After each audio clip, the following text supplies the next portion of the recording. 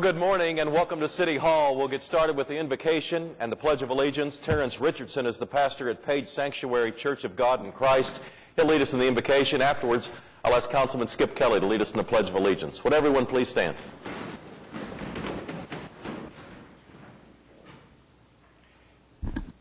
Gracious and eternal God, Lord, we thank you for another day you allowed us to see.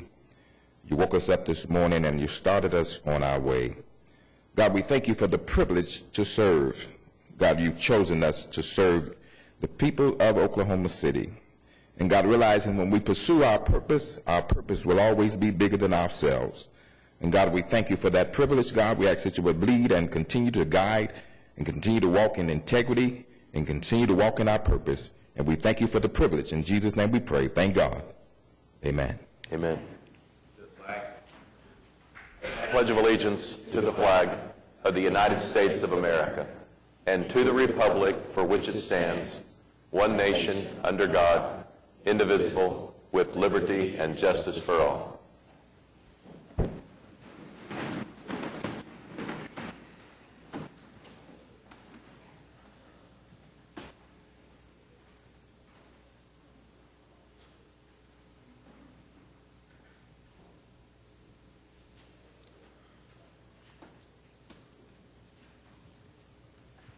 We just have one proclamation today, but it's very important. We have HP Expo Days coming up, and we are able to highlight some of the members of our planning department who work on historical preservation issues, as well as some members of the commission that serve us so capably in our historic preservation districts. We have a proclamation. Let me bring up, let's see, Catherine is here. I know Karen Zimmer is here, the HP Commission Chair. Alan Brown is here, Alice Johnson. Everybody come up that if you serve on the HP Commission. Thank you all so much. We have a proclamation. I'll ask the clerk to read it as we get settled.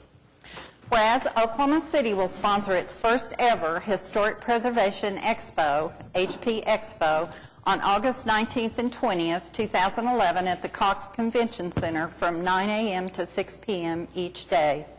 Whereas the theme of this first HP Expo is Supporting Sustainable, Livable Communities, which seeks to demonstrate the inherent connection between historic preservation and sustainability principles. Whereas the Expo is made possible in part with federal funds from the National Park Service, U.S. Department of Interior's Historic Preservation Fund, administered through the Oklahoma State Historic Preservation Office. Whereas this event is also made possible in part with federal funds from the Energy Efficiency Conservation Block Grant that originates from the U.S. Department of Energy, American Recovery and Reinvestment Act 2009, administered by the City of Oklahoma City's Office of Sustainability.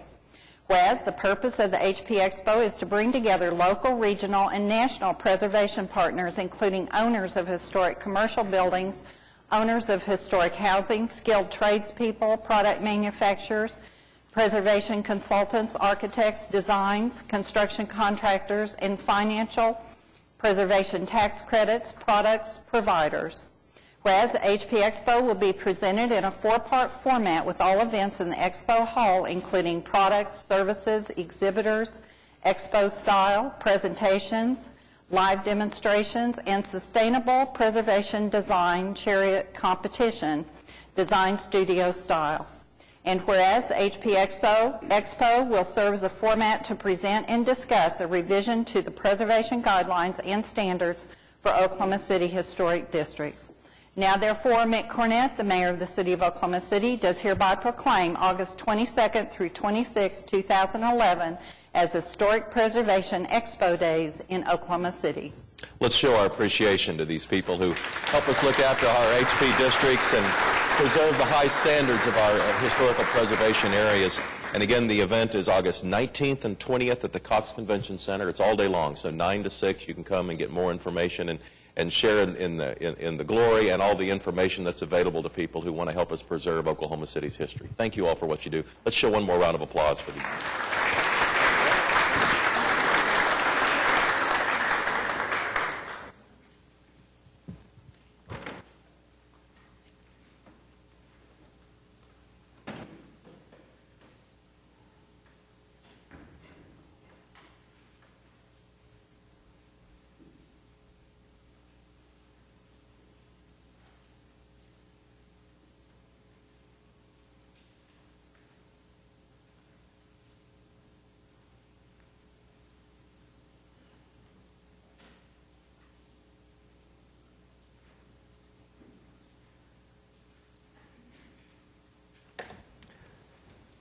ready for item 3 on the council agenda. Looks like we have a series of appointments. I'll entertain a motion on items A through I. Okay, any comments or questions? All right, cast your votes.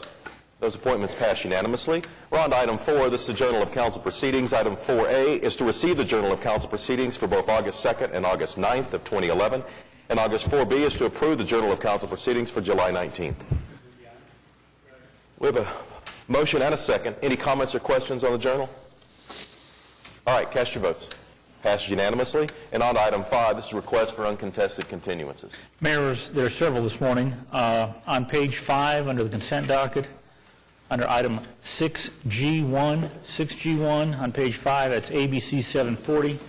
Staff requests that this item be stricken. The Planning Commission deferred this item until their September 8th meeting.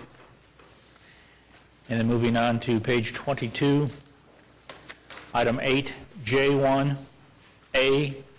4904 South Drexel. We ask that that be stricken to re-notify.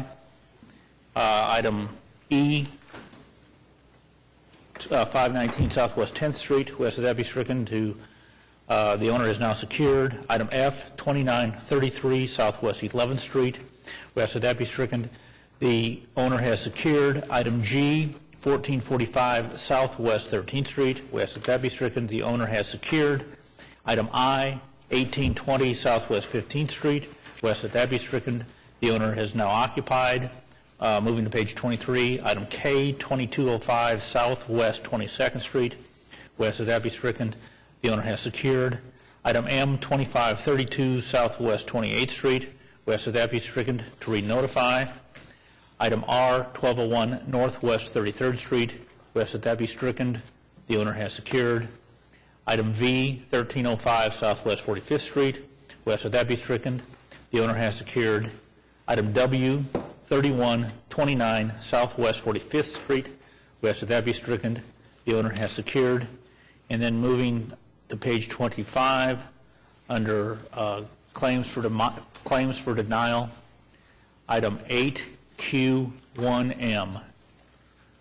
8Q1M. We'd like to strike that office so that the municipal counselor's office can further investigate that issue. All right, any other requests for uncontested continuances? All right, let's recess the council meeting convened as the Oklahoma City Municipal Facilities Authority.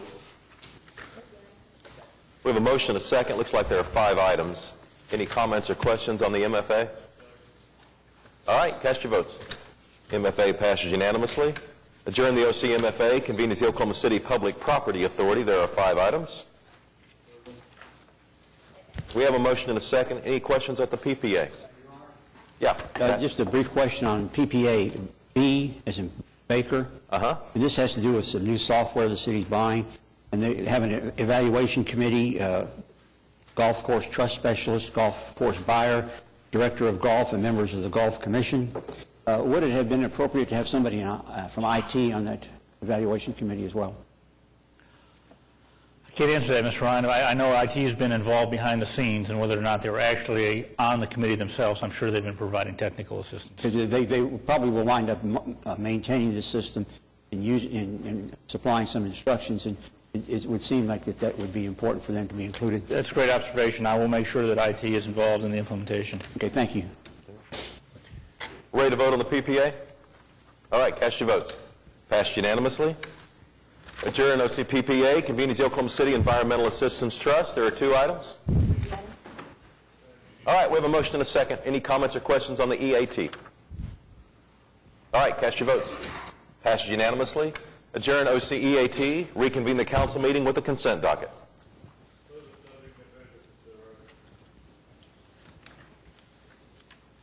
All right, we have a motion and a second. Are there any individual considerations? Your Honor, AU Alpha uniform.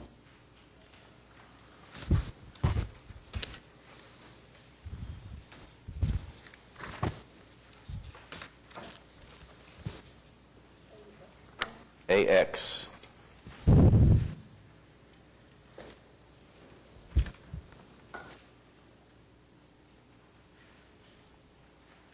All right, Pat, you want to get us started with AU? Thank you, Your Honor. Just a quick clarification for my own mind. This has to do with an agreement with Legal Aid Services of Oklahoma, Inc. It was done several times over the years, and And I had two questions. One, is this a requirement by state statute or federal law that we provide this kind of assistance? I'm not arguing that it's not necessary or It's important.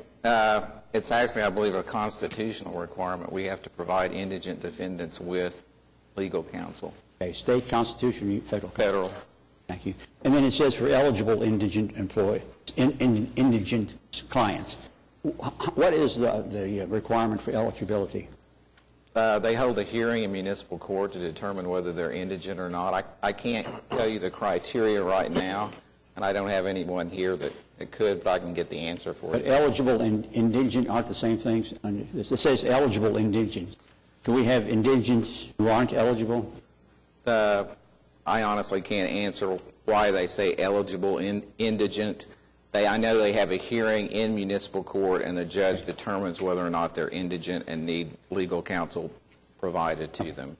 Thank you, Your Honor. Just, I'd say it's curiosity more than anything else. Thank you, Mayor. This is, I just wanted to bring to the attention, this resolution is to set a public hearing for some amendments to our budget providing enhanced bus service. And we've had so much discussion about our public transit. I just wanted to make sure everybody was aware that we were discussing an increase in that budget to be able to increase the frequency of a couple of our most popular bus routes. That's great. Glad to see that as well. Any other comments or questions? All right, sounds like we're ready to go on the consent docket. Cast your votes. Passes unanimously.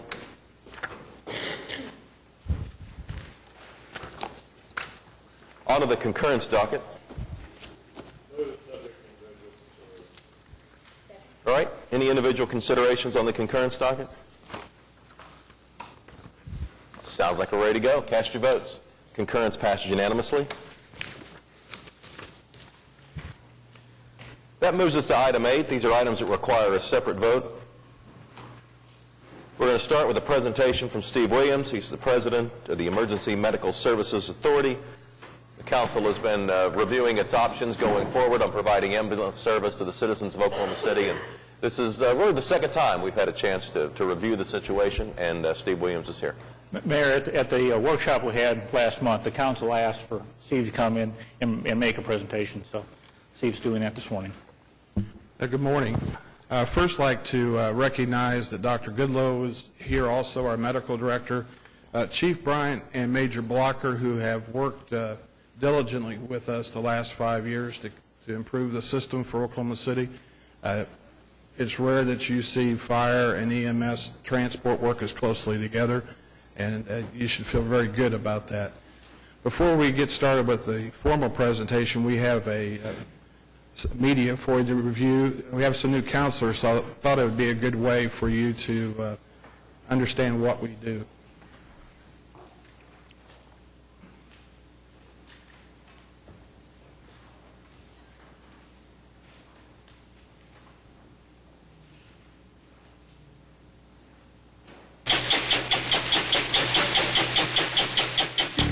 He's laying on that side and his tongue is sticking out. And I can't feel a pulse. Ms. Thompson, how old is your husband? The medical lifeline to paramedics is instant. Okay, I want you to pump the chest hard and fast 30 times, at least twice per second. EMSA paramedic dispatchers are the best in the country, providing vital medical instruction and reassurance. Now, as she wakes up, I want you guys to reassure her, okay? Initiating patient care before help is at the patient's side. I'm going to tell you how to stop the bleeding. Listen carefully and make sure we do it right. EMSA dispatch centers are accredited as centers of excellence by the National Academies of Emergency Medical Dispatch. Oh, so he's used his nitro. Okay, that's good. There's a lot going on here. We're going to let the chest come up all the way up in between pumps. Tell me when you're done. Every day is different and the tasks are extraordinary. You're going to blow 2 regular breaths in his lungs, like about 1 second each. EMSA dispatchers are used to taking on whatever challenges arise. Confusion, not knowing what's going on, that's very normal with a seizure. EMSA and the Oklahoma Health Department established and initiated one of the country's first trauma referral emergency centers. It matches the right patients to the right hospitals for the right treatments, getting the patient to the appropriate surgeon or physician. Immediate care for immediate needs. Every minute of the day, state-of-the-art computers analyze call information and past statistics to determine where our unit should post for the next emergency. paramedics are constantly in motion, adapting the position of ambulances to where patients need them the most. Often, there are as many as 35 ambulances on the road at one time. Oklahoma City's streets are vast. Our coverage area in and around the metro is immense. Coupled with the surrounding communities we serve, we meet and exceed our response time standard on more than 90% of the emergencies. First off, thank you guys for backing up Tulsa. Clinically uncompromising, EMPSA's team of directors meets every morning to review our performance from the day before, to ensure medics on the street have the latest information and equipment to save lives. EMPSA's history of bringing technology and medicine together in the back of those rolling emergency rooms, those ambulances, is what makes the difference, what saves lives. EMPSA is one of the first in the nation to use the new 12-lead Life Pack. With this, our paramedics send cardiac information directly to doctors and hospital cath labs. EMPSA's cardiac patients go straight from the ambulance to the cath lab for surgery, bypassing the emergency department completely, saving precious minutes. Community hospital is out. EMPSA is an organizing force behind the Medical Emergency Response Center in Oklahoma City. The MERC is the heartbeat of disaster response, coordinating everything from supplies to patient transfers for dozens of hospitals in a multi-county jurisdiction during any crisis. The MERC was pivotal during the recent blizzard in Oklahoma City. Deep breath. The front line is key. At the scene, patients are in the care of the finest paramedics in the country. To the right, sweeping up and to the left. We conduct our own in-house paramedic academy, the best teaching the best. Our paramedics surpass an unparalleled standard. They get into our training academy, they spend at least a month in there, hands-on, learning from the best, and the confidence they have when they come out helps. EMPSA has long been recognized as a leader in emergency medical care. EMPSA received a perfect score during a 2-day evaluation by the Commission on Accreditation of Ambulance Services. We eclipse the gold standard in the emergency medical industry. Observers from nearly every state and from as far away as Israel have come to Oklahoma to study EMPSA's high-performance EMS. Our ambulances are maintained by our own fleet technicians. Our team works tirelessly to keep our units in top-performing order. Other systems around the nation falter when their ambulances fail. When it comes to saving lives, EMPSA knows everything in the chain of survival has to be flawless. But these are things that we learn each and every time. Oklahomans know well the wrath of Mother Nature. And these are things that we get better at each and every time. And in times of recent disaster, our team of first responders, EMPSA, fire, and police, deploy to perform their unique specialties with practiced precision. The good thing about the way this public utility model is set up here with a separate ambulance service, a separate fire department, they could really concentrate on search and rescue while we ended up concentrating on strictly treatment and transportation. The division of those two roles makes us so much more effective. Mike, you talk about a dangerous summer. EMPSA has already had, since they've issued their heat alert last month, 109 heat illness calls. The unprecedented heat wave continues to bring Oklahomans to their knees and is spawning hundreds of heat-related emergencies statewide. In Tulsa, a 1-2 punch from Mother Nature. The heat sparking a huge number of grass fires, causing Tulsa firefighters to surrender their roles as medical first responder and save homes. Alongside communities like Yukon, Mustang, and Edmond, 11 different governments rely on EMPSA to handle their medical emergencies. To me, this is a very good example of a success story. Larry Stevens is the city manager of Edmond. He says sharing the cost of emergency services with the other EMPSA communities provides a level of care they could not afford on their own. We're obviously in an era where healthcare costs continue to escalate, not just in our region, but across the country, and I really believe that the ability of a regionalized service to help contain those costs is a very definite plus for all of us. Regionalizing is the economic key. The combined buying power of EMPSA's Eastern and Western Division leverages lower prices for medical equipment. But buying isn't the only benefit. Serving a total of 16 different communities statewide allows EMPSA to negotiate higher reimbursements from insurance companies. A solid billing department is vital. Dallas and Plano, Texas governments were forced to pay millions of dollars for monies improperly billed by their fire-based services. What is her ID number? EMSA's Patient Financial Services insulates the city from liability, and we are experts in the industry. Our billing directors travel to Washington, D.C. to help write new laws in Medicare reimbursement. 3-car MPC with rollover, possible ejection. Do you require directional? Unit 1, copy Priority 1 MVC, negative directional. At EMSA, it is our mission to reduce pain and suffering by providing superior medical care. And according to the citizens of Oklahoma City, we are doing that. A recent survey shows a high percentage of Oklahoma City residents are satisfied with EMSA's services and response times. EMSA is Oklahoma's largest emergency medical service, caring for more than 1 million Oklahomans. And we provide that care with another new tool for stability in the system, a small charge on residents' water bills, putting a permanent funding mechanism in place with no reliance on Oklahoma City's general fund. We'll have EMSA call one. May 16th, Governor Mary Fallin commended EMSA for our continued efforts to provide the finest care possible to Oklahomans by proclaiming a statewide EMSA week. I know how valuable it is to have the service available and have skilled people Well, thank on you. hand to save lives.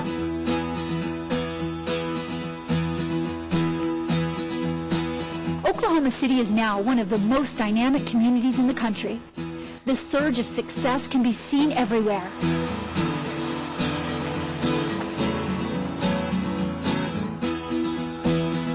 Investments in both public and private sectors are launching our city to a new era of promise, a higher quality of life. EMSA is poised and committed to advance and protect that high standard of living.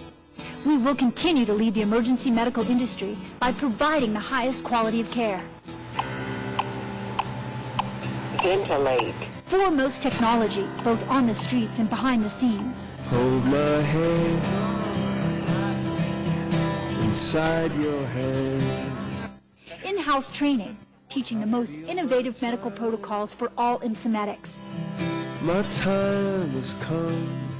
Our commitment to treat our mission as the practice of evidence-based medicine in a pre-hospital setting. For you I've waited all these years. EMSA, finding better methods to serve our patients. For you I'd wait. We are a nationwide leader in emergency medical services. Until my day is done. EMSA, And say you'll come. caring for 200 sick and injured Oklahoma City residents each and every day, one patient at a time. The wheels just keep on turning. The drummers begin to drum. Caring for more than 1 million Oklahomans, one life at a time. Just say you'll wait. You'll wait for me. Just say you'll wait. You'll wait for me.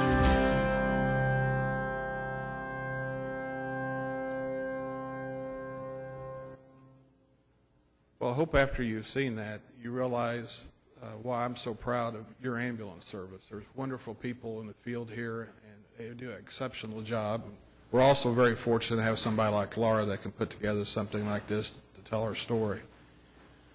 And starting the slides, the first one will be on, and I'm not here to only point out in 2 slides considerations of the fire proposal.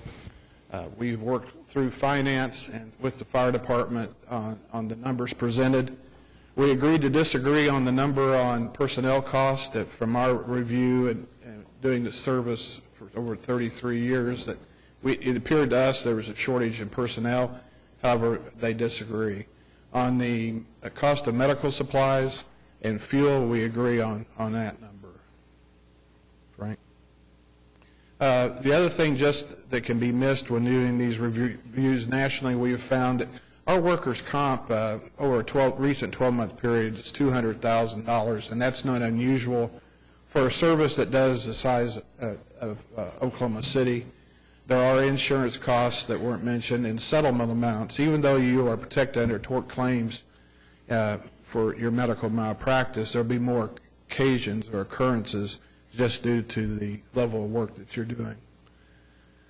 The The objective of this slide presentation is to go through these items, background through risk to the City of Oklahoma City, and we'll do those under these segments. The first thing is understanding about IMSA. We are the purchasers or EMS service for the community. It's very hard to try to price competitive shop for ambulance service when you need it.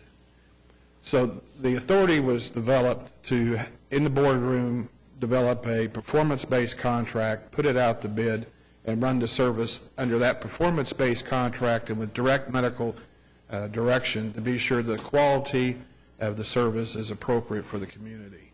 In doing so, we asked these 4 questions. Any 2 of these questions are easy to obtain under the systems, different system designs. 3 of them are possible, 4 are very hard. Here are the system types that we looked at and continue to look at to see if any of these systems would be more efficient and offer the same quality of care. We still find that the public utility model gives us the highest clinical quality and the most efficient in price. Advantages of PUMS, or public utility model systems, it is the blend of the private and public sector. It reduces risk. The private contractor bears the bulk of the risk in the system, and it allows the people, the medical direction, to chart our course. I will say several times during this presentation that this is the practice of medicine, and that can't be overlooked. The background as far as how IMSA is designed, we have Medical Control Board, which are the medical physicians in the emergency rooms for which we transport patients, equally made up between cities of Oklahoma City and Tulsa. The IMSA board is the trust. There are 2 beneficiary cities to that trust. That's Tulsa and Oklahoma City. We have a representative from Edmond and then a representative from represents the non-beneficiary jurisdictions in the west, and we have presently a gentleman from Jinx who represents the non-beneficiary jurisdictions in the east. We have the operations contractor, which is presently Paramedics Plus. We will go to bid in a year if decisions made to stay with IMSA and for a contractor. Hopefully, this process will be brought back with the Medical Control Board soon to start that process of vetting issues of the RFP. And then our first responders. Together, we make the difference in the community. It's with their help that we do what we do. And once again, this is the practice of medicine, and these are the list of cities that was mentioned in the film that we serve. One of the unique things about this service started about 3 years ago, and that was our strategic blueprint. We have all the stakeholders' signatures that worked in developing this, and what this is a blueprint for us to optimize care and to be efficient in our costing. It's working very well. It's being copied all over the country for its ability to pinpoint areas of improvement. The PUM model also allows us the flexibility and the expertise to be demonstrate our high performance results. We're accredited, very excited about the fact that we received 100% the first time we were reviewed. Less than 0.5% in the country ever achieved that feat. We're nationally accredited in our dispatch center, and then we have won the Governor's Award for quality improvement, and we have the highest level of response time reliability in the country. The other issues is that we're leaders in technology. We use that technology to lever the capabilities of our personnel. We study performance, and we opened our offices for any type of benchmarking nationally to be sure that we can learn from others. Our finances are independent with our independent audit, and we're respected, highly respected by the medical community, because since day one, 1978, we realized that they were the drivers of the quality of care. We're growing, as you can see, at over 100% since the time we started here in Oklahoma City. As I'll mention a little bit later, as you all probably know, the boomers hit this January 1st. 10,000 people a day for the next 19 years will turn 65, Medicare eligible. You'll see later how important that is. Not to mention that at the time when the boomers complete that cycle, there will be 18% of the population over 65. Currently, there's only 13. It is a high proportion of the patients we transport, so our volume will escalate. As far as the community concern impact, there is a $32 million community impact by the subcontractors' purchases, private wages, supplies, utilities, and so forth to the community. And we're very excited about the diversity of our workforce. We are strictly a performance-based level of service, not a level of effort. And what I mean by that is that these aren't goals that are set up in our RFP for the contractor to achieve. It's part of the performance. There is a bond, cash bond put up, $3 million. If they don't meet those standards consistently, then we're in a position to take the bond and get a new contractor. Also, they're financially at risk for each individual transport that don't meet response times. And then if there is a large percentage for a month, there's other financial implications. And what all these different checks and balances do, it creates a positive intent to get the performance done. In other words, we're not promising to make the response times and putting out X amount of ambulances in unit hours. We put in what is necessary to meet demand. We're built on evidence-based medicine. It will change, and the Medical Control Board is very, very quick to make protocol changes when necessary. We're getting the most out of every dollar spent for the quality of medicine that we practice. And having the independently directed medical director and Medical Control Board is huge, because it gives us the availability, especially now since we're tied to the University of Oklahoma School of Medicine. We have resources to us that we presently don't have, and which most systems in the country don't experience. We're based on regional protocols. A body at this end of the turnpike, even though we sometimes think, isn't any different than on the other end of the turnpike. And for so long, services varied so much, so greatly across the state. We've been able to, in the development of our protocols, and I think Dr. Goodloe has been contracted to develop those for the entire state, we will once have a unified source of protocols for everybody in the state of Oklahoma. The shared infrastructure is very important to this system. There's two ways you save in that. In the general cost, the West pays 54% of fixed cost, East pays 46%. Of that 54, Oklahoma City pays 77% of those costs, but they have 82% of the transports. It's a savings for Oklahoma City of $1.5 million per year, but it's also a great savings for the other communities that reside in this division. And there's no hidden costs in this model. What you see in our budget is the entire cost of providing the service. I mentioned earlier that we were pretty sensitive to Medicare and Medicare changes. You can see from this graph, that pie chart, that Medicare and Medicaid are a large number of the patients we transport, followed by private insurance, and then the other is work comp. Total care looks very small there. That's only because that is for those who don't have access to utility bills, and they buy those separately, so it's a small number. That's why it comes out zero. Go back to that just a second if you could.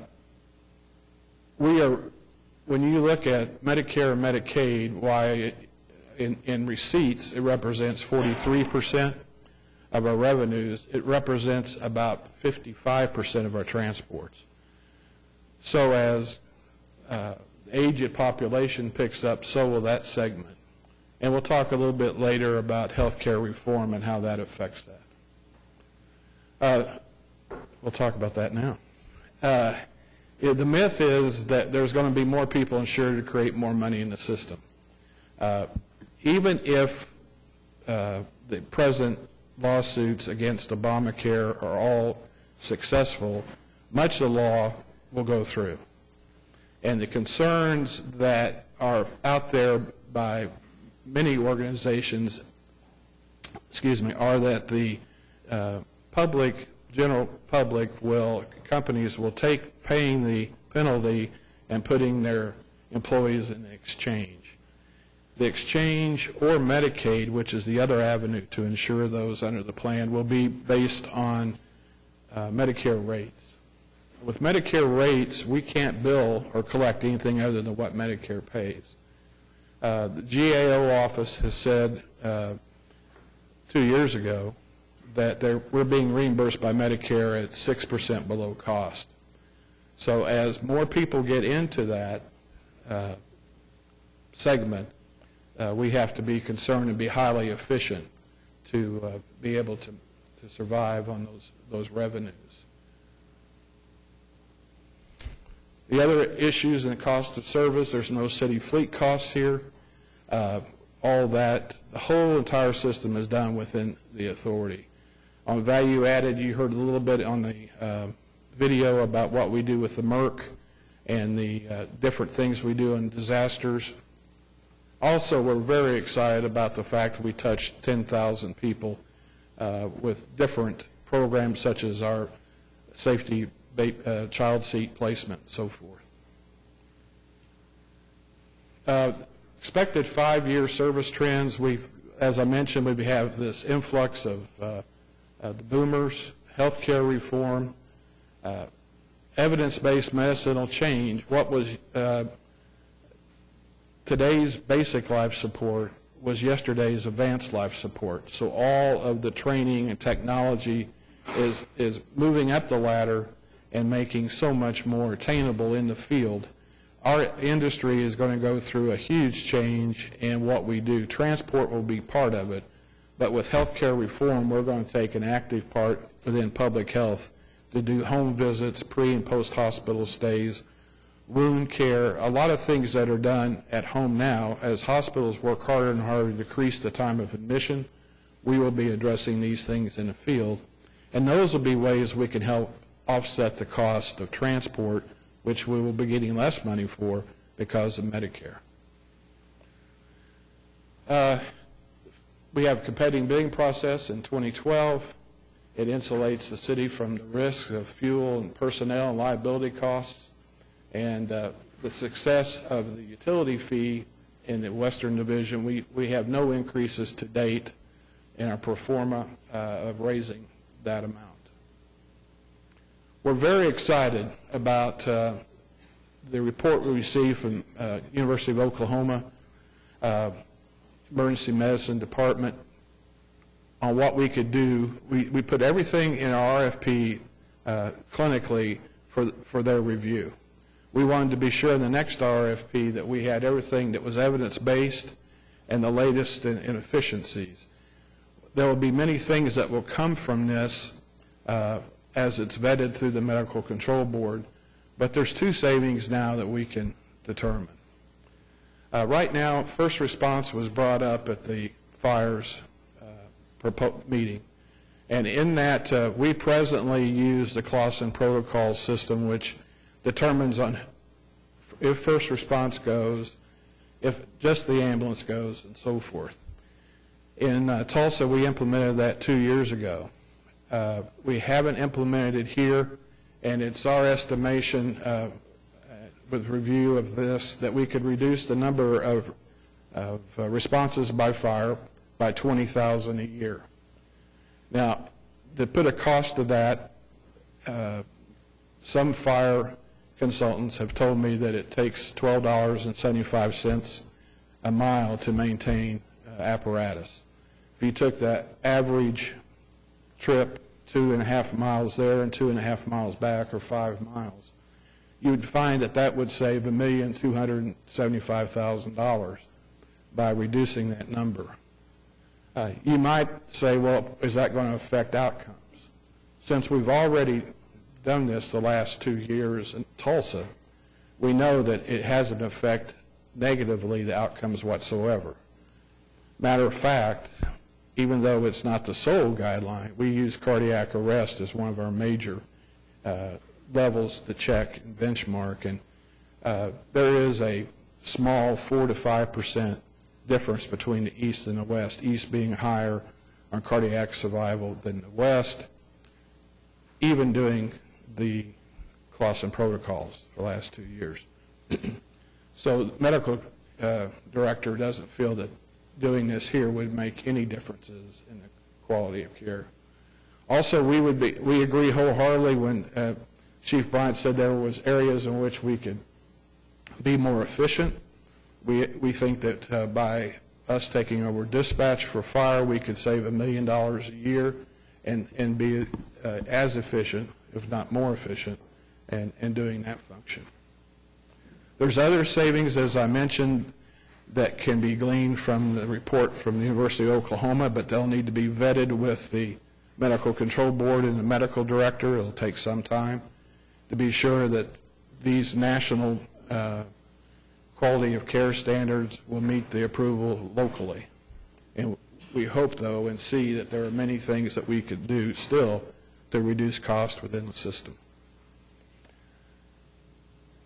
When we look at what you're trying to accomplish and what we as citizens, there's 3 factors of risk that we're concerned about. It was brought up at the last meeting. That's financial risk, response time risk, and quality risk that changing the system could possibly create. There's always miscalculations, or can be, or hidden costs. Losing the economy of scale, which is very big in this system, both materially and cost of equipment and supplies, but also as a instrument to use in the legislature and with the insurance companies to get the most possible for the service. Billing risks are huge. Whenever a service, regardless if it's private or public, uses a billing service, and this is why most privates don't, besides the fact that the billing services only go after the easy money, it doesn't relieve you the responsibility under the Medicare Act of any improper billings, as just happened in Dallas and Plano. And the cost of asset loss, pulling out of the trust. And there's once a service is stopped, it's very hard to go back for a lot of reasons. When you look at this financial risk, this chart was put together to show comparisons by the cities in which Oklahoma City likes to compare to, and you'll see that we are very favorable in that. It also looks at efficiencies in billing as far as the receipts per transport. It also shows the amount of subsidy per transport, and we fare very, very well both here and in Tulsa. So we welcome this benchmarking. If there's a city that you would like that's not on here that you'd like for us to get the data, we'll benchmark against anyone in the United States as far as cost and efficiencies. The other is response time. Proposed unit hours in a lot of proposals that you might see don't work to the magnitude to cover, especially Oklahoma City is very sensitive because of the geographic layout of the city and population density. So it takes a lot of unit hours to guarantee the response time requirements that we have. Fixed locations versus the way we float units is more costly because people move time of day, week. We're pretty predictable. And it's one way that we are efficient, and so much more efficient than the services you just saw, is because we do that. And we place them where people have the highest opportunity or occurrence of incident. Medical oversight risks are that if you have to watch the number of personnel, so you have degradation skills, you have to look at new protocols and technology, and also the amount of control you have with independent medical control. In these systems that don't have it, they're not bad people, they're just poor system design. And that's why it's very important that you look at how the system is designed, because an offshoot of that is the ability in emergencies and disaster response. Highlights, you can see that the EMSA system has excellent medicine due to its total control independently with medical control and the aspect of utilizing all the hospital's input within the system, the efficiencies of scale, advancing technology, and then having a smooth transition every 5 years if we go to bid or if we have automatic renewals. That concludes the slide presentation. I'll be happy to answer any questions that you might have. Any questions for Steve? Yeah. I have quite a few, as you might imagine. Let's, I'll try and get through this as quickly as I can, but I do have quite a few questions. I'm going to start with the players, just kind of talk about some of the players. You are, you're the only president and CEO the authority has ever known in its 33 years. You've given 33 years of service. I assume you're going to stay on. Pardon me? I assume that you'll stay on Yes. as we continue. There are 4 officers, correct? Would that, and I'm just reading off your website, but that'd be Kent Torrance as the CFO. Right. Angela Lehman's the Vice President of Financial Services, and Jeff Goodlow's the Medical Director. It's accurate that the salary and benefits of those 4 officers is about $764,000? I don't know the total combined figure, but I'm reading that off your budget for the next year. Is it roughly? Yes. Roughly $750,000. There are EMSA contracts with a private provider, that being Paramedics Plus, which is a subsidiary of the East Texas Medical Center out of Tyler, Texas, or the East Texas Medical Center's Urology Institute, which is then a subsidiary of the East Texas Medical Center. Is that correct? I'm not really familiar with all the aspects of East Texas Medical Center because... Well, East Texas Medical Center is a hospital center in Tyler, Texas. I understand that, but as and far Paramedics as... Plus is a subsidiary of that hospital center. For-profit subsidiary of the hospital. Okay. The profit margin of that Paramedics Plus is about 10.2%? They have a cap of 10.5% pre-tax. Okay. So their revenue in the Eastern Division is about $26 million, and the Western Division is about $21 million. So if they hit that cap, you're talking about roughly $5 million. Yes. So the current system, if you're just looking at the profit margin going to the East Texas Medical Center and the officers, we're, before we get started with efficiencies and anything, we're about $6 million difference between the two proposals. Just in officers and profit margin going to Paramedics Plus. That's if you consider profit margin automatic. Profit margin is earned, it's not given. And that's the big difference between the way we bid a contract and the way other contracts are led. They competitively bid. We're able, through efficiencies, to achieve that profit. But unlike most contracts in the public sector for EMS care, there's actually a cap on this one. Okay. So, yes, they made a profit. They earned that profit. They earned that profit giving excellent response time reliability, and medical control feels excellent care. Are they hitting that cap about 10%? Yes, they did. Okay. Have they... Now it comes back into the system. Okay. Now, when I look at Paramedics Plus bid in, like, say, Napa Valley, California, they were offering cap of about 5%. That was after taxes. That's after taxes. Okay. So the $23 million in revenue, they're projecting profits of $780,000, which would be basically a third of what we're paying them. That's after tax. Okay. So that the public understands, as you pointed out, we have a public utility model. Basically, the fire department in Oklahoma City is responding to every 911 call. They are arriving at the scene first, 68% of the time? Tell me if you dispute it. 68% of the time. If EMS services are provided, in those cases, fire is providing services 83% of the time, or they're getting there first 83% of the time. It does sound okay. So it's really the fire department that is getting to these cases, especially the life-threatening cases first, providing first responder ALS services, and then the private company comes and provides backup ALS and transport services. That's what we're paying Paramedics Plus for. That's not true. It is true the amount of times that you said in your figures of when they arrive and when we arrive and when the care is rendered.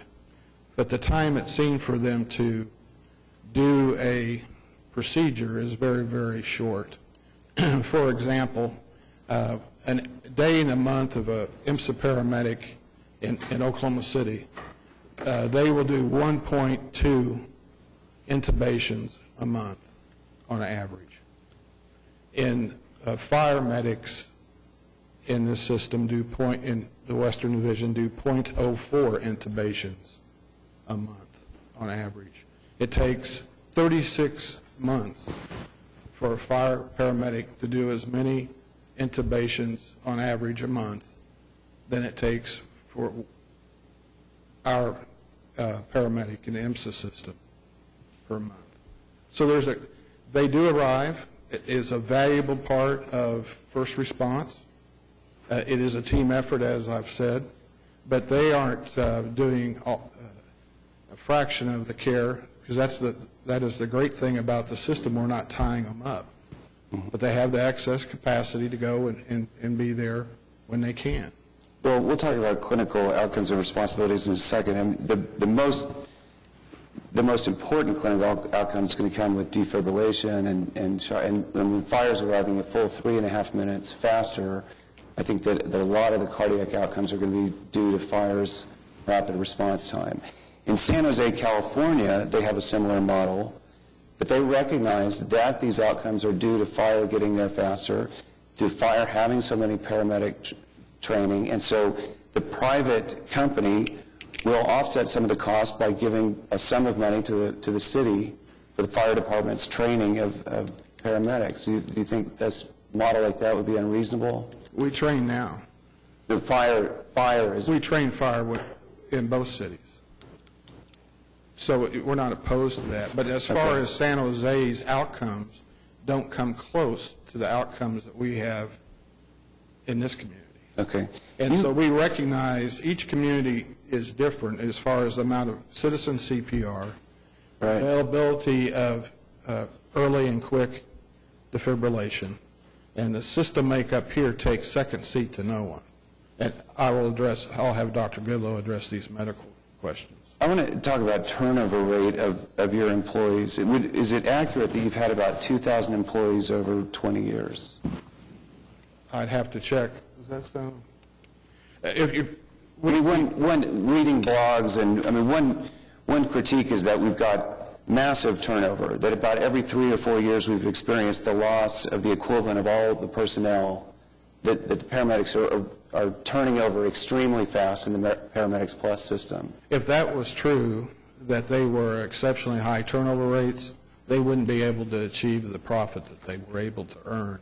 Secondly, if you look at this industry... Well, the argument to that is that the reason they're achieving the profit is because they're paying very low benefits, wages, and that's why you have the turnover. You look at our industry as a whole, except for the legacy positions of fire-based services, that turnover is not unusual at all.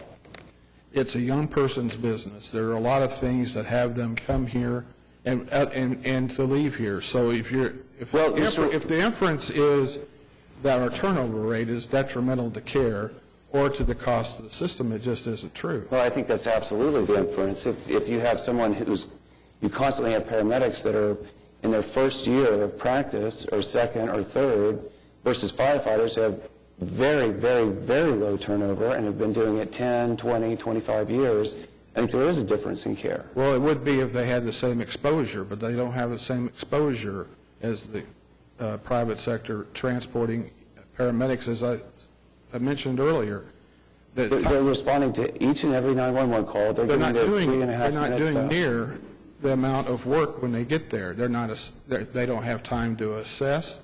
They don't have time to administer skills a lot of times. They don't push the medications that we do. It isn't making them less of a paramedic, but it's not making hours less than a paramedic. But time of caring for the patient is greater on the transport side.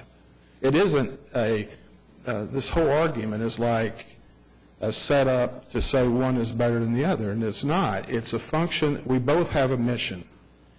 We're take care of that episodic care, and when the patient goes down, getting the quickest response, followed with appropriate evidence-based care after that. And that's what we do. We relieve fire when they get there, if they're there first, and that's where most of the care is rendered. Let's talk about fire responding to each and every 911 call, and specifically the $1.275 million you said would be saved if fire doesn't respond, which I think I'm all in favor of that. Why don't we have, I think there was discussions about the CAD interface being released in March of 2010, so now it is a year and a half later. Where are we with that? I understand there was a trial in Edmond where we put it online for a short period of time. And I think the last I heard, it's going up next week, finally. The final part, we did a statement of work. In Edmond? Yeah, and then it's over in Oklahoma City IT department now, what they have to do. Say that again. City IT is working with the fire system to integrate with ours. We're both working together, and right now they have some specifications that they're getting out. There's no holdup, it just takes time to do. Okay, I mean, we're a year and a half over. Well, that's not, that might seem like a long period of time for you, but in this industry, that's not. I mean, it's taken over a year for some cities just to put the initial hardware up, software up. We have done everything we can do. We purchased it. We have gotten ourselves ready to put it in. We chose to put in first in Edmond because it was smaller. We thought there would be issues and trials, so let's let Edmond do it instead of Oklahoma City, which is much busier, and it's soon to happen. So we are going, in your mind, we are going to consolidate dispatch. Well, not necessarily. I agree with the chief that there are savings there, and we think we would provide the most savings. But regardless of taking and running both, either side, the CAD-to-CAD interface will be done. That's the same type of same brand, same software, working together without any type of patches or other interference. We've had our computer-aided dispatch system up a couple of years, and it took us a couple of years to get it up and running. And they are bringing up the same type of system we have the same system that EMSA is bringing up at this point of time. Both the chief and Steve have identified that there can be some cost savings in the dispatch area. We have not made any final determinations as to how that would be done. But once that computer-aided dispatch is up, then we have options going forward. And whether the fire department runs it or EMSA runs it or somebody else who runs it, that will be a decision that'll come back. What I think the literature support, if I can finish this thought, Gary, with the literature, if I look at the PON study in the Academy of Emergency Medicine 2005, where they looked at 50,000 calls in Denver for non-cardiac cases, if somebody gets there in less than 4 minutes, you can make a difference in outcome. After that, you're really not making a difference in outcome. In terms of out-of-hospital, non-traumatic cardiac arrest, you get there in less than 4 minutes, you're making a difference. All the other cases, I don't understand why fire is responding. So there has to be a way to call off fire, to interface with them and let them know if you're not going to get there in less than 4 minutes, this is not a traumatic cardiac arrest, this is not life-threatening, don't go, and let us save our $1.275 million. So whether EMSA takes over or fire takes over, I would like to know how we are going to get there expeditiously to save that money and to stop the wear and tear on our fire's vehicles, the wear and tear on fire personnel, how we're going to call them off from going to these cases. Very easy. We do it in Tulsa and have done it for 2 years. It's not a function of IMSA's request. Steve, let me make a point that for the listening public that's going on here. The 20,000 calls that he claimed he could save that fire went on, that we could cut out, that's not 20,000 that IMSA asked fire to respond to. IMSA didn't ask fire to go on 20,000 calls. Fire self-dispatched on 20,000 calls. So the system can be perfected and the system can be worked on, but it wasn't IMSA that requested fire for those additional calls to begin with. That was a policy set forth internally in Oklahoma City that fire would go on those calls. Well, currently, when you're handling a 911 call, on average, how long does it take for an emergency medical dispatch call taker to select a medical protocol and get the message to fire? What's the delay there? What's the latest, Frank? One? Yeah, it's less than a minute.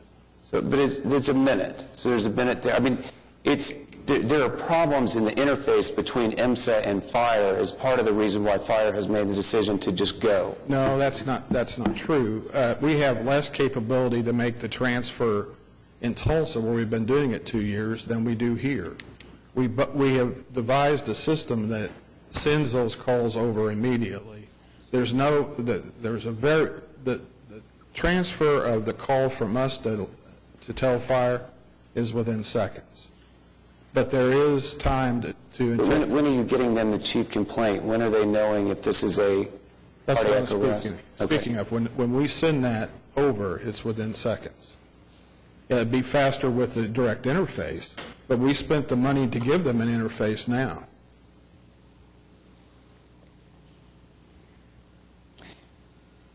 How often is IMSA at level 0, where there are no ambulances available to respond? How many times a week? I don't have that number. Would you dispute that it's 8 to 10 times a week? Well, I would not dispute it, but I would also say at the same time that they are 92% on all their response times. Okay, well, let's talk about that. Let's talk about that number, because it's an important number. I mean, that's part of their contract, and that's what's presented to the public. But there are several instances where response times are excluded from that calculation, correct? There are some. So do you suspend the standard response time criteria for inclement weather, for example?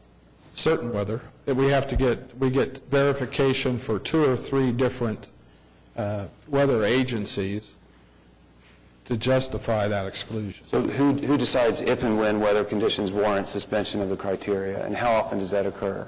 The determination's done by my office, not their office, and we check that out and have records of the checks from these independent national weather organizations. You can't hold anybody responsible for a response time standard when there's snow and ice on the road. Except for the fire department, who finds a way to get there. Well, we do too, but we don't fine them for being late. It doesn't automatically give them the go-ahead to shut down units. When that weather's that way, they put on more units. But so those response times are cut out of the equation? No, they're not cut out of the equation. They're not factored in? Yes. You have a response matrix that defines your hourly call volume. And then is it true that any calls above that average number of calls are thrown out? We do have a system where we use the standard deviation based on last year, time of day and day of week, because of the fact that we have such a large influx of patients due to the boomers. That will be reset when we go to bid again. I mean, so the listeners understand, if the number of calls in an hour exceeds the average... No, number of requests for service. If the number of requests exceeds the average, then the calculation... It's based on 90%. Those response times are thrown out, are not factored into the... A few times, yes, that doesn't happen very often. How often? I'll have to get that for you. Okay. But once again, it doesn't the inference there is that that tells the subcontractor and IMSA that we can let those patients suffer or have some undue consequence because we didn't count the response time for financial depletion, and that's ridiculous. Okay.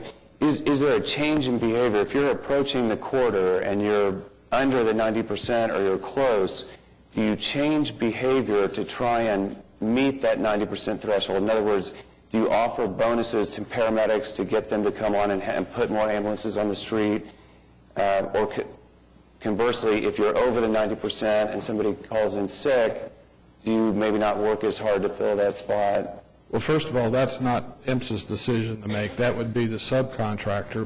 But in the ability to write as many of these safeguards into the RFP, there are some to keep that from happening. For example, if they're already at 90% for the quarter or the month, if they exceed 90% for X amount of months, then they get a benefit of that the next quarter.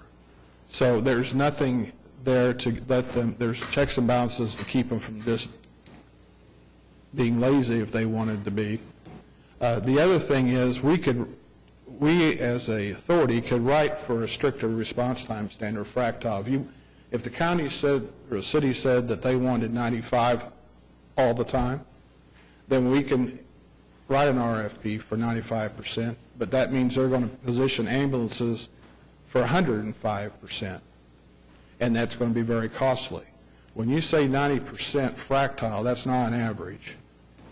Fire and most public services use averages and then change it to fractile when they're comparing. We do it both ways so we can easily compare to fire. We're not saying that's bad, but fractile is much, much, much harder to achieve. But just to understand, I mean, the number of ambulances on the street in Oklahoma City and the number of personnel could vary depending on how close or far we are from the 90%, or Paramedics Plus is from the 90% threshold. I disagree. I disagree, because if that was the case, then quality could diminish. They could, medical control board, the medical director, who we review every chart. Mm-hmm. I'm sure the hospitals you work at, they don't review every chart, or in your own practice. We're able to with the computer systems that we have. And if that showed up, then they have a great possibility of being in breach and losing $3 million.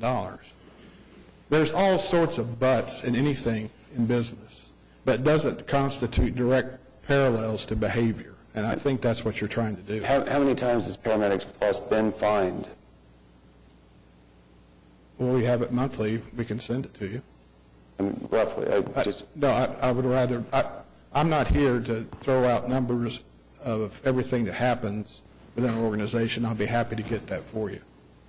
Do you utilize mutual aid ambulance services when you have an extended response time from the Midwest City? Yes. So you would do that routinely? I mean, we didn't have a problem. We both do that. And, but that doesn't relieve the subcontractor for late payment fees if they exceed the response time standard. There haven't been incidents where we didn't call,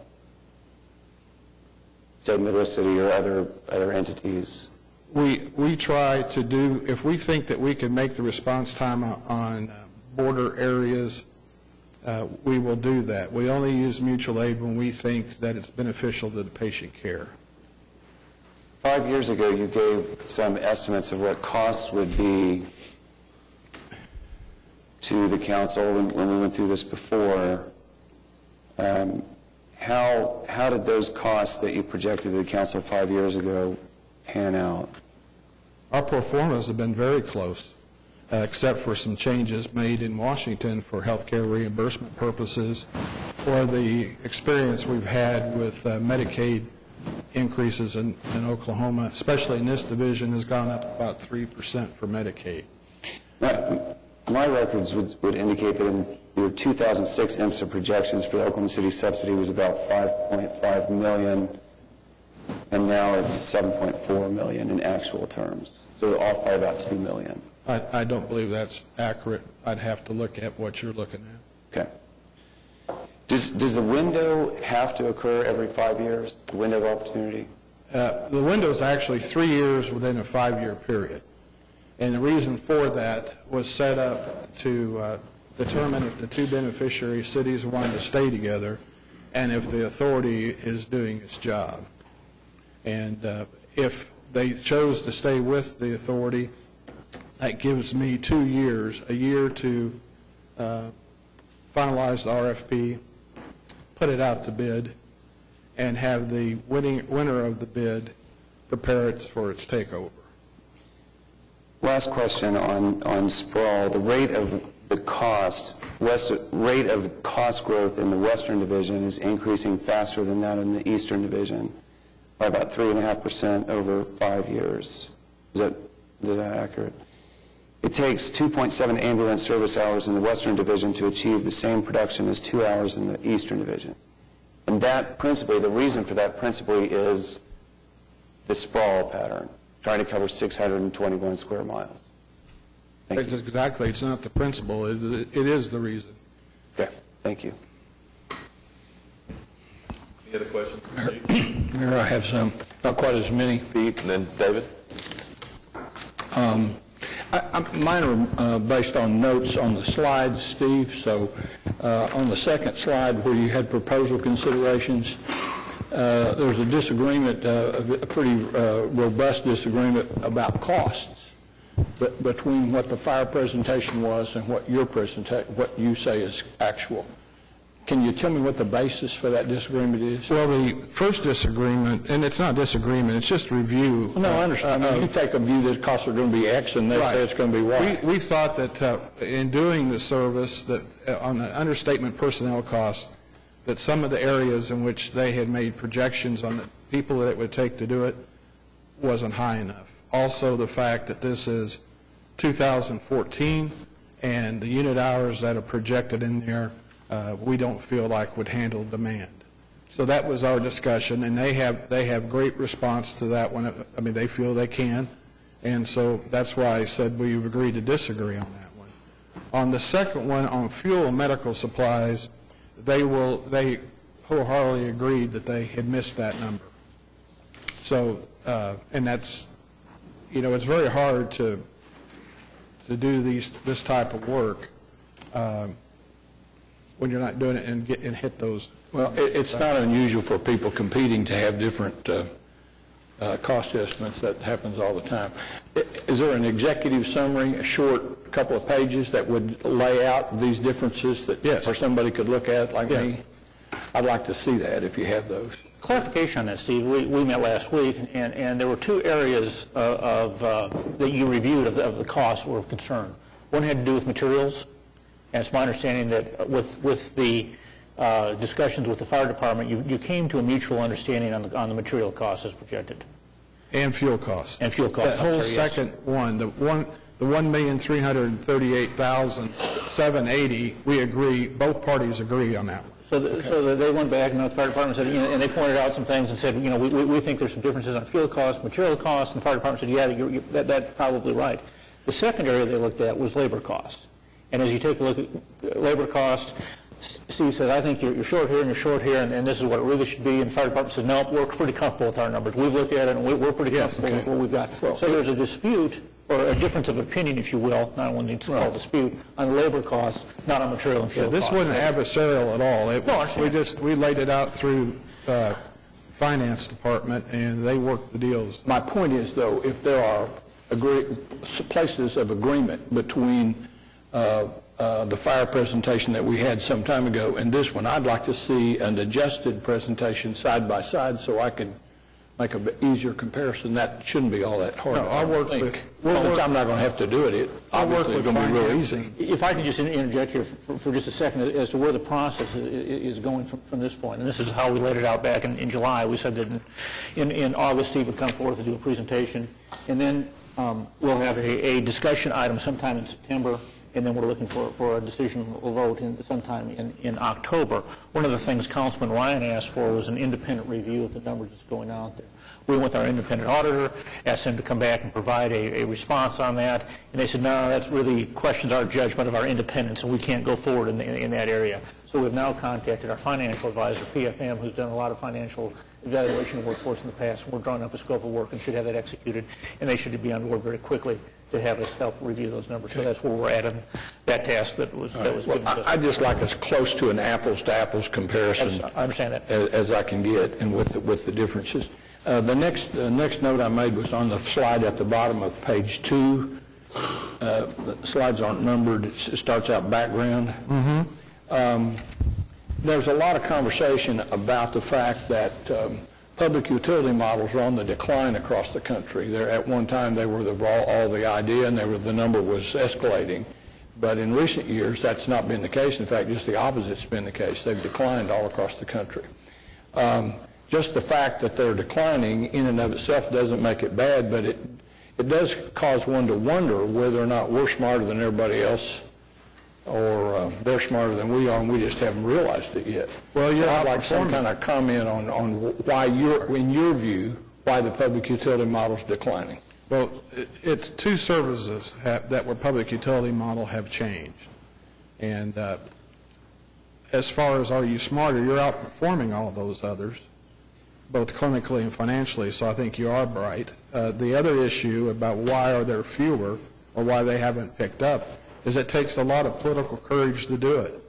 If you recall back when Norick decided to do this, I was here every other week. It wasn't pleasant making the change, but he stuck to it and knew that it would include the medical community and all of the stakeholders, and were able to put it together. They run very, very well. It just takes political courage to do it.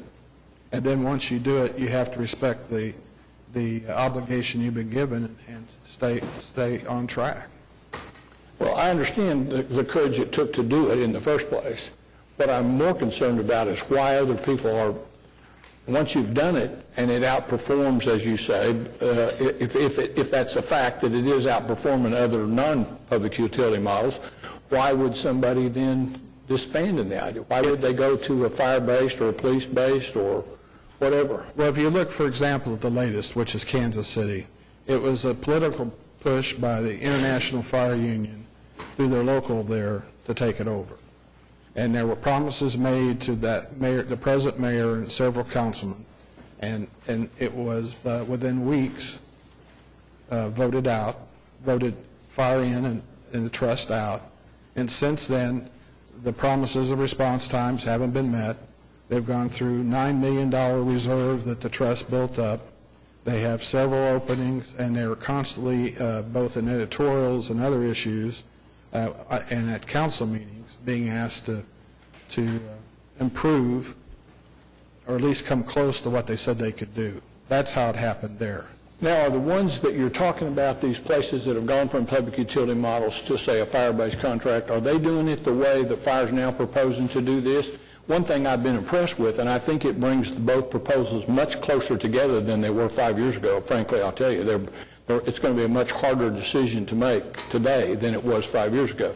And part of it is because I think they've drank the Kool-Aid now with regard to whether it ought to be sworn, uniformed people doing it. They're willing to bring in folks like you have, like Paramedics Plus has, to do it. And I think that brings the numbers and that brings the reality of it a little closer together than it was before. Are these you? And so that was my sermon. Now back to my question. The question is you believe that the problem is based on fire-based units that didn't go to this system, this hybrid system that Fire is now endorsing? No, that's exactly what Kansas City did. They went to a hybrid system like this? And it is proven in other places that tried to bring in unsworn medics into the sworn ranks. It's very difficult to make work on the long term, even on the short term, because of the culture and so forth. I'm not saying that would happen here, but you asked me in the places that have done it. Kansas City, it's a grave problem because they're second-class citizens there, and that's how a lot of them feel. That's why they have the openings. But it doesn't mean, and I want to be sure that that is noted by everyone. Am I saying that would happen here? But you asked where it has happened. Councilman White? One of the things I want to point out, and this, my opinion on the situation is there is redundancy between the two departments. And redundancy isn't always a bad thing. You know, if you've got a water treatment plant, you want backup pumps. You want other pumps in line because one pump goes down. And so the key is having an effective redundancy, a redundancy in there that's optimum. And I don't know if we're optimum on our redundancy, and I think that's one of the issues that are out there. But redundancy alone is not a bad deal. We have some redundancy out there, and I think that's what's driven some of our performance numbers up to where it's at. In some of the other communities, why everybody else isn't doing that, oftentimes decisions are made strictly on financial considerations. And they are put in a financial situation because of whatever their financial pressures are. They're giving up on redundancy? Giving up on some of the redundancies that are out there. Yeah. And we have made some financial decisions because of the total care projects or process that we've done and such. We're not solely looking on the revenue side of things. That's a factor. We want to be efficient and make sure that we're providing value for our citizens as we go forward. And so that's important. But in some other cities, they don't have a total care program, and they're looking strictly at the dollars, and so they make some cuts, and they get rid of some of that redundancy. And we're able to do it. Now, I think where we're in the enviable position of not being under huge financial pressures at this point in time. We want to be good stewards and make sure we can provide the services as effective as possible. And so we're now looking at how to fine-tune that and make sure that we're doing it and providing, trying to find that optimum peak point of financial efficiency balanced with operational efficiency. Well, don't misunderstand the tenor of my questions. I have been an advocate of the public utility model for years, so I don't want for someone to take the position that I've changed my mind, but I do believe these two proposals are much closer together. They give me an opportunity to think about things that I have not thought about over the several years I've been looking at this question. So I do believe we're in a new era with regard to doing it. So that's don't misunderstand me. I want to understand because I think I have a really good understanding of how the public utility model works. There are things inside the model that I would like to see us fix. The dual dispatch, always a dual dispatch, I think is a mistake. I think it's costly, and no matter what we do, we've got to find a way to solve some of those things. But don't misunderstand where I'm coming from. But I'm going to say it again. We're closer together this time, and I just have more questions than I would have in a normal situation, I think. The next question has to do with the slide that's on the bottom of page 6, and it has to do with a statement that's in there that says Oklahoma City pays 77% of the cost and has 82% of the transport. Now, why don't we pay our share? Is 77% our share, and the transports are just an anomaly? Or we base your share on unit hours, not on transports. Okay. So within the unit hour allocation, we're able because we have population density in certain areas. The next one is on page 7, the middle one on page 7. And it had to do with your comments about national health care. Will that have any difference on who provides the service? Isn't that a same one way as is the other? Well, the work required will be this. We're going to be doing different things, and the culture. Well, assume we went with the fire proposal. Wouldn't the impact of national health care be the same as if we don't? We want to be sure that you realize that this is coming. It would be same. Okay, I understand that part. Yes. But it's a wash. I mean, it's going to affect whomever operates the system. It's not the panacea in the health care, in the emergency services area that some people believe it to be. Well, I would submit to you it's not a wash because one side is better prepared to deal with it than the other side. It ought to be a wash. But you're saying, okay, I understand that. The next one, on the top of page 9, the first one on page 9. The comparisons, to compare Oklahoma City's first responder with anybody, certainly with Tulsa, but with anybody, it seems to me are a little bit suspect since, as Councilman Shadid points out, we're trying to do it over 621 square miles, and some of them are doing it over 80 miles or 100 miles. Well, this is not based on calls, as it's based. Well, first of all, let's clarify how it was determined. IMSA rolled on 69,008. We recommended responses to 41,6 using the Clausen protocol, and fire went on 61,635. That's all based on the type of call it is, medically, using the Clausen protocols. To compare, you have to look at if it's urban or if it's rural or super rural, a whole bunch of issues. But when we weren't comparing, I was only Oklahoma City to Tulsa as much as to say the same system with almost the same number of transports and severity of care. We're doing it in the east, and it has caused no degradation of outcome. And that was the only comparison I was trying to make. Okay. I'll have to digest that. I'm not sure. You can call me. But I don't want to take up too much time. That's the last question I had for you, Steve. I appreciate it. Sure. I do have one more question for Jim, though, and that has to do with this same thing. And it has to do with, we talked earlier about one of the concerns that most of us had was the impact of changing this system on our sister communities.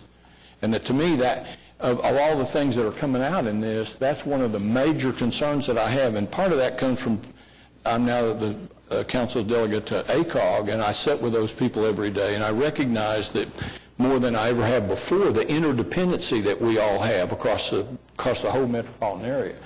And do you have a report back on any conversations that you had with any city managers? Or?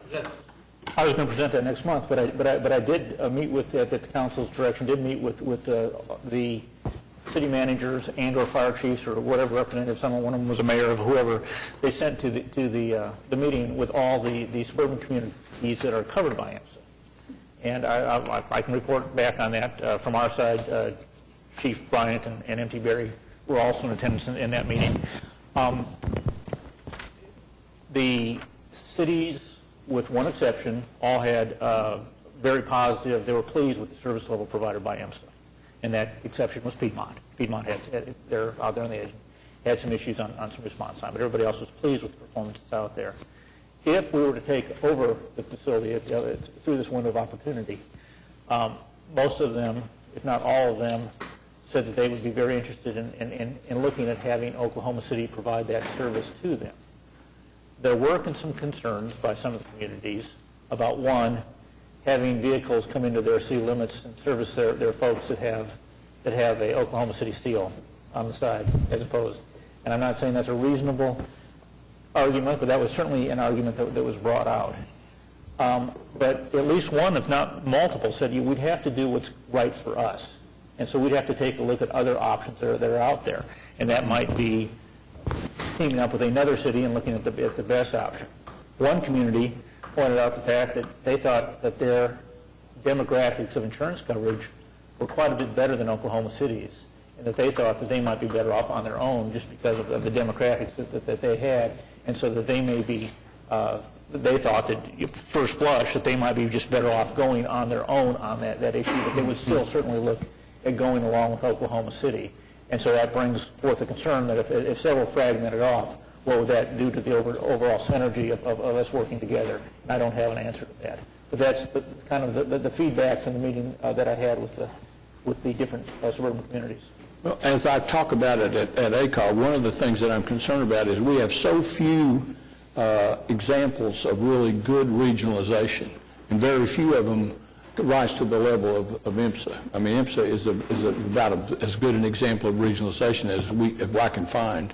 And I would, so I have a great deal of concern about doing something that would throw us into even a chaotic situation where we're trying to reorganize a regional activity that appears to be working pretty well. I can tell you the business about whose name's on the side of the truck would be a big deal to most of those small communities. Have to just slap a new label on the side of the car every time. One of those plastic signs, as soon as you cross the city limit, you get out and slap it on there. That's right. That's the way we do it. David?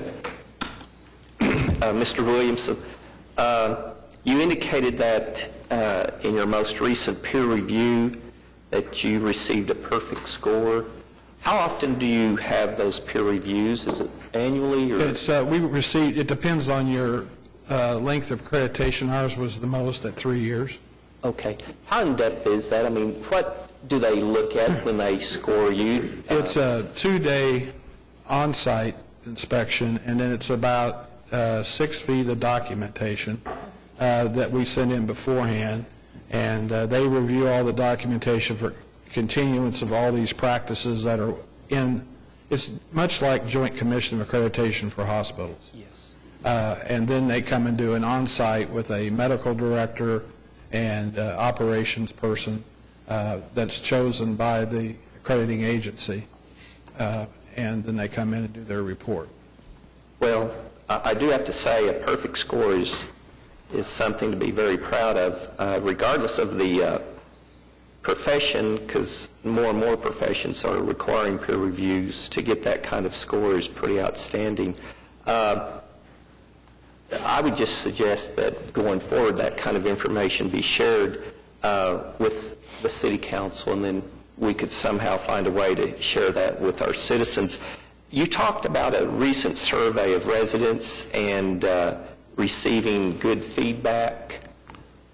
Going forward, would you consider, say, a committee that would be a part of that process with representatives from the City of Oklahoma City and perhaps other communities that you serve that would participate? Because we may have some suggestions on, you know, the type of questions or how the questions are worded. That actually was the city's survey. Oh, okay. They were addressing. All right. Well, excuse me for my that's lack okay. of understanding. You mentioned that IMSA uses a software that attempts to match the emergency with the best suited hospital. No, the best suited deployment of resources, whether it's, that's one question is, do we send fire and IMSA or just the one? But the one on the hospital side is one that was established here and now being copied around the country. There's a tremendous problem with rural areas and urban areas of knowing where certain specialties are at any given time. Since we were able to track with some efficiencies time of day and day week of ambulances, we're trying to do the same thing with certain specialties, hand, oral, facial, some of those that are very, very hard to determine where a hospital is. So that rotation of those physicians and hospitals, they work with us, and the surrounding communities call in to our center, and we direct them and try to match them with the receiving doctor for that care. With a related question, do you know of any instances where hospitals deny a patient that you're transporting, probably due to questions over their ability to pay? No. Okay. Can you talk a little bit more, just quickly, about the example you mentioned with the DF Dallas-Fort Worth, I guess, their improper billing services? They used a billing service that was using a practice that was changed in 2006. It used to be reimbursed by Medicare by the type of ambulance that responded. So if you had an all ALS ambulance system like we do, every call you were able to turn that in to Medicare as an ALS run, which receives about 20% more from Medicare than a basic life support run. That was changed, and now since then that change, it now is only advanced life support run if you do certain procedures. They chose, their billing system company did not make the change then, and it was initially $100 million that they were going to have to pay back, and it was through various means it was worked down, and they paid $2.5. Okay. Do you currently coordinate with, say, police and fire in any type of disaster training? Oh, absolutely. Okay. I think you mentioned in your presentation that Oklahoma City's response time is one of the best in the country.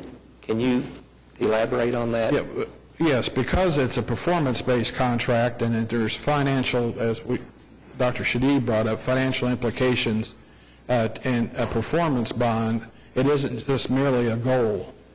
So using the fractile response time and having the financial aspect of it and the performance function of it, ours are some of the highest in the country. Now, the 859 is being, just like anything else, any type of medicine or any type of work you're in, it changes over. We haven't changed. I'm not here to say right now that the 859 is the right time. We're looking at that because that's one of the things that came out in the study. So we'll look at that. But to answer the question, we are thought of in the industry as having successfully completed that as well as anybody. Okay. Final question.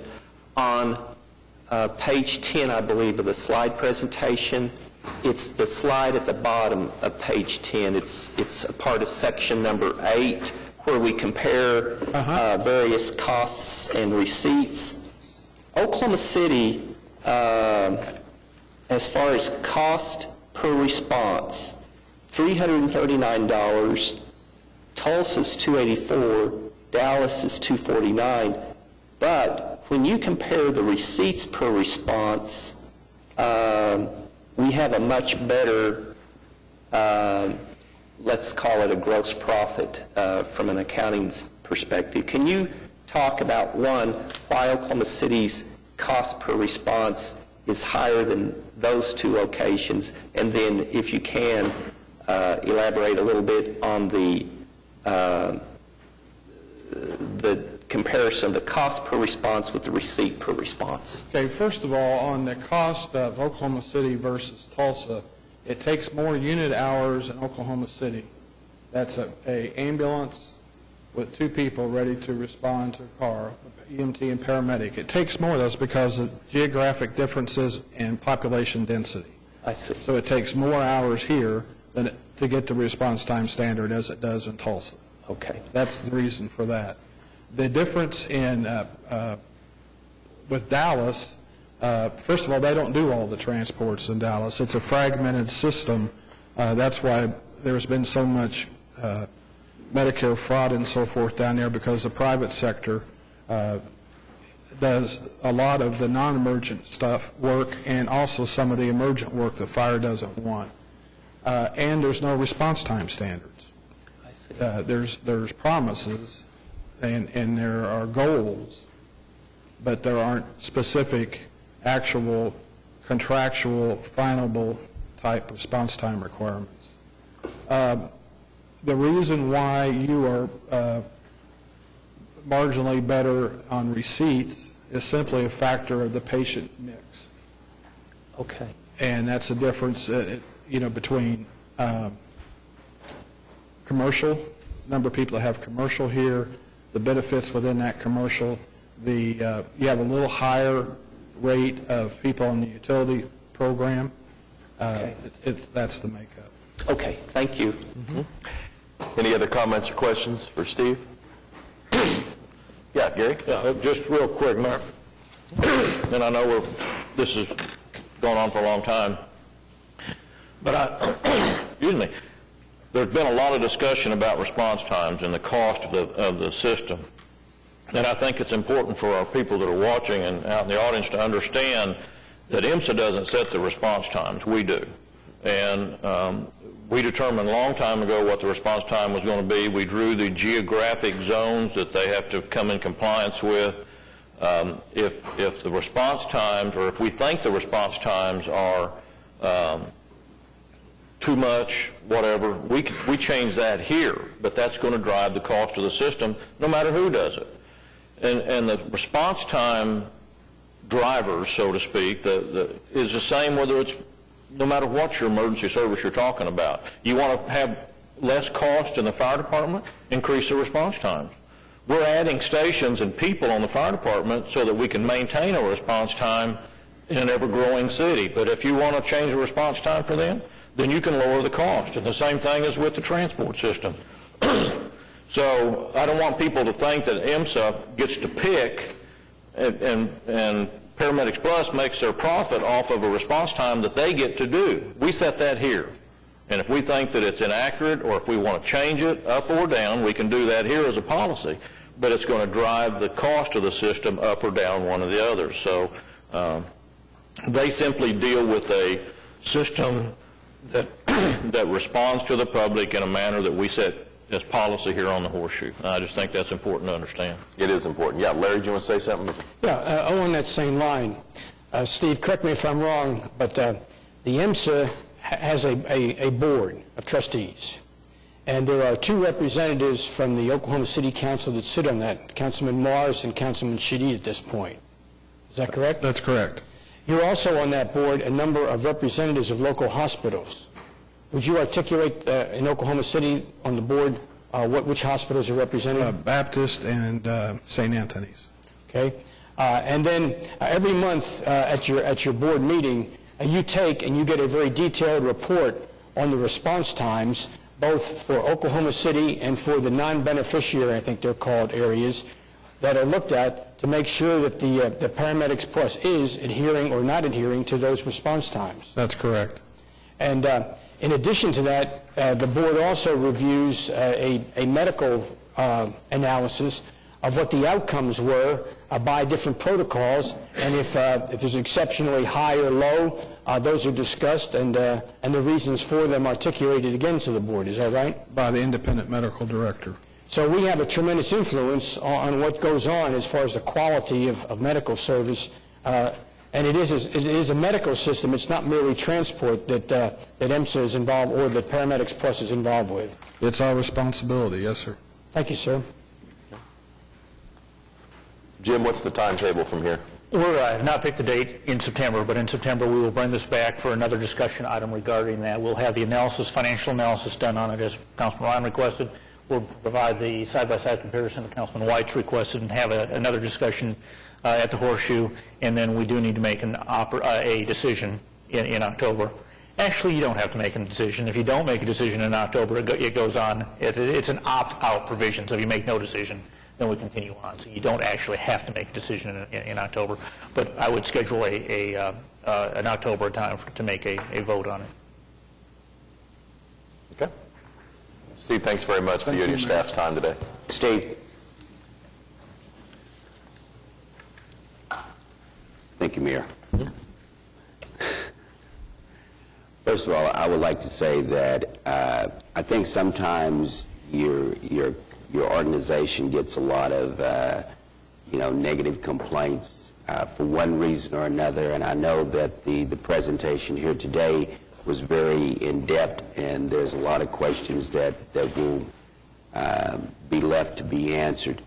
But I think sometimes you need to hear from those individuals who are actually beneficiaries of the service. I, for one, have been a beneficiary of the service.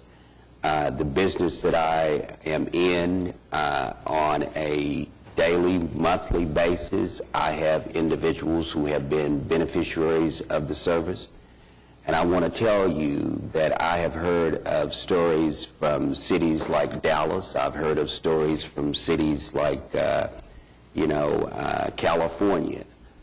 And I have to say that I am glad to know that we have the level of service in Oklahoma City in comparison to some of the stories that I've heard and know about in other states and other cities. And so with that, I just want to tell you that from my knowledge on a personal basis, both from family-wise, from individual, and also from people that I serve, that I think you guys have done, and the IMSA is doing a great job in the city of Oklahoma City. And I just want to thank you for the leadership and for the service that you all do provide to our citizens in Oklahoma City and surrounding cities. Well, thank you, and I'll be sure that the people that work on the streets and dispatch and the whole outfit understands that. We'll appreciate your comments. Okay. Thanks, Steve. We're on item 8B now, the council agenda. It starts with a couple of zoning cases. The first is in Ward 7. The address is 11901 Northeastern Avenue. It's currently AA agricultural. It would become a planned unit development. Skip? This is is a request to permit a development of a construction company, and I believe there was some questions initially, but I think that has all been resolved. Mr. Wynn, I want to thank you for the way you've been able to create an understanding with the other surrounding residents in the area and the project that you that you're planning on developing. Initially, it was a big scare to a lot of people, and Mr. Box, who is your representative, is aware of some of that. There was another Mr. Box that was ringing at my doorbell, ringing my door on a regular basis about this issue. So, as I understand it now, all those matters has been resolved, and thank you for being so considerate of those individuals who are in the area. And other than that, there's no other opposition to this, and I would ask that we move it. All right, we have a motion and a second. Comments or questions on item 8B1? All right, cast your votes. Passed unanimously. Okay. Okay. We have a motion on emergency. Move the emergency. Second. Cast your votes on the emergency. Passes 9-0. Well, we're on to item 8B2. It's also in Ward 7. The address is 1717 East Hefner Road. It's currently an R1 single-family residential district, and it would become a new planned unit development. Skip? Yes, the purpose of this is to permit a professional kennel for dogs and cats resort, and we have no protest in reference to this today, and I would ask that we move it. Okay. Comments or questions in on item 8B2? If I can, at the Planning Commission, they recommended approval. We'll need your name and address for the record. David Box, 522 Colcord Drive. On our hours of operation, we asked for Monday through Friday, 8 to 6, Saturday, Sunday, 1 to 3. And part of that was an agreement with the church to the east, so as to not have our animals outside when any church service they may be having. We would like to add Saturday, 8 to 6, to capture football, people dropping off dogs on the way to football games. We called the church, let them know. They voiced no opposition to that, so I would like to amend the TE that Planning Commission added, where Saturday be 8 to 6 like Monday through Friday, and keep Sunday 1 to 3. Skip, what do you think? I have no problems with it. I didn't have any problems with the regular hours of just a regular, I didn't understand why there was such a issue about, shortening the days anyway. With the widening of that highway, of Hefner, it's not going to make any difference anyway of what they see or what they don't see.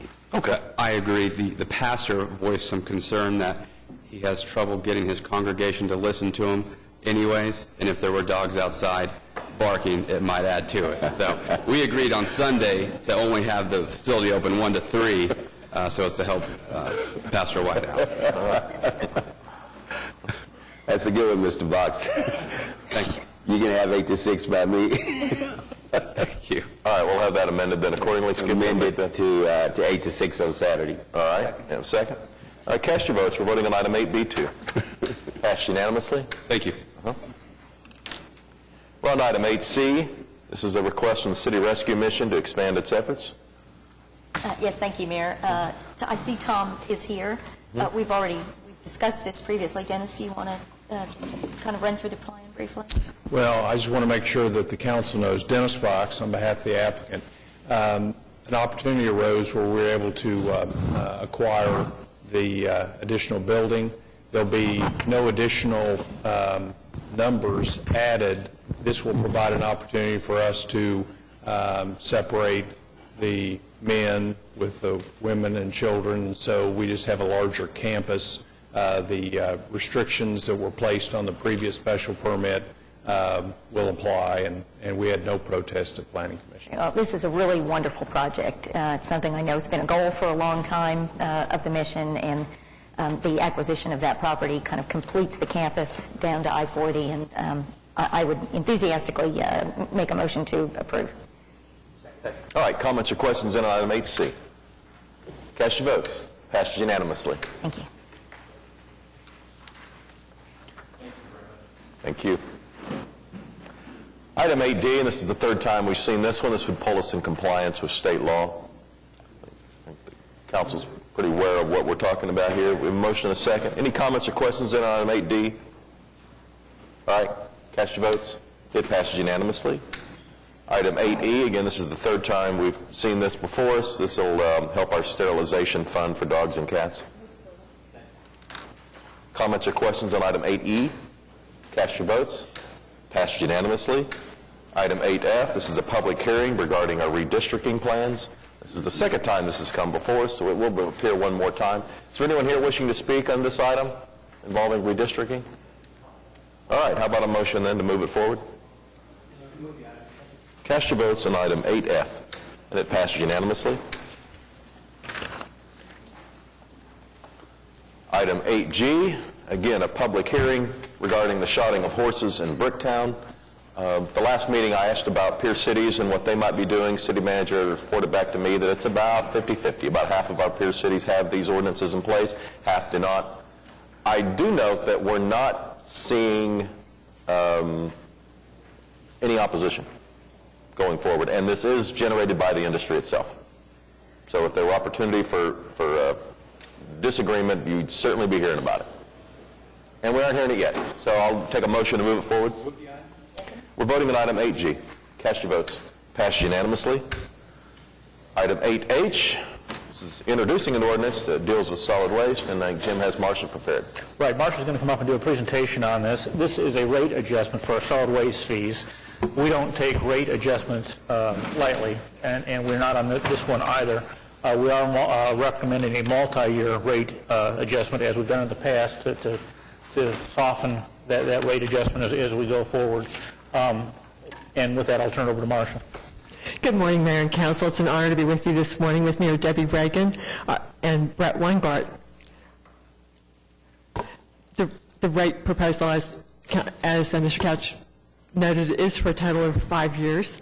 This morning's presentation will describe the services that we provide, tell you about the financial forecast that brought us to the rate changes that we're recommending, tell us about the kinds of things tell you about the kinds of things we spend money on, and particularly the capital program that we're going to fund with the income. Solid waste management operations are the operating arm of OSEAT. All OSEAT expenses are paid for entirely by customers who receive service. Solid waste does function essentially as a utility. The service area, solid waste is largely contract operated. Waste management is our major contract service provider. In this slide, you see an area in green. That's our rural service area. All collection is provided by Waste Management. The light tan area to the west of the city is an urban service area where Waste Management provides bulky waste collection and weekly curbside trash collection. In both the light tan and dark tan areas, Waste Management also provides curbside recycling services once a week. The dark tan area is served by city crews, and again, we're providing bulky waste collection and weekly curbside services.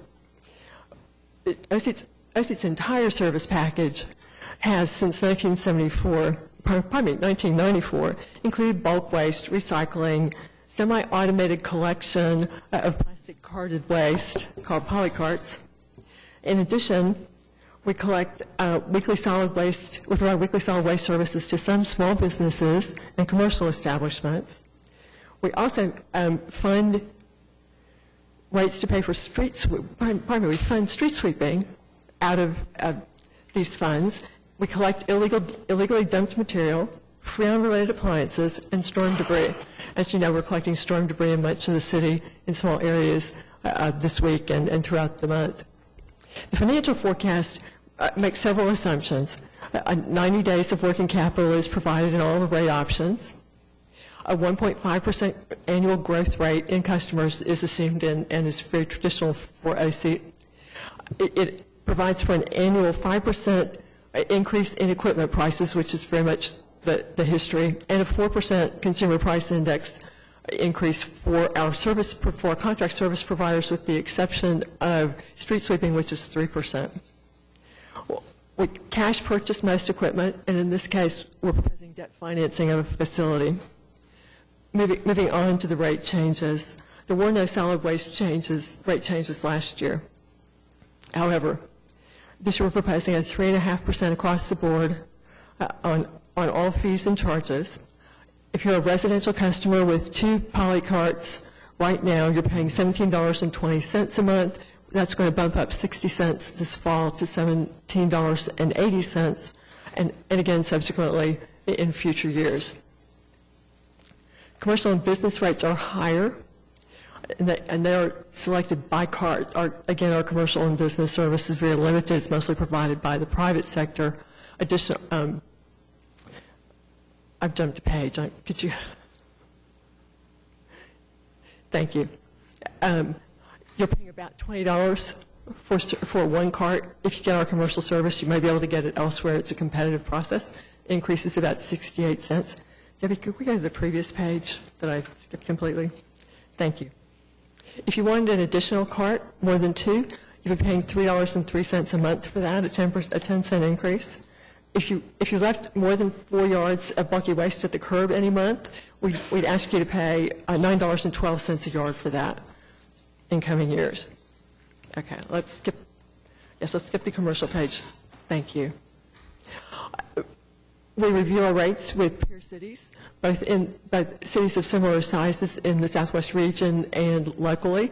Of the 14 cities, including ourselves, currently we are the 4th lowest priced utility for 2 poly carts worth of service. If the rate changes are approved, we'll become the 5th lowest of the 14. This picture is of a CNG fueled, compressed natural gas fueled collection truck that we use to collect big blues.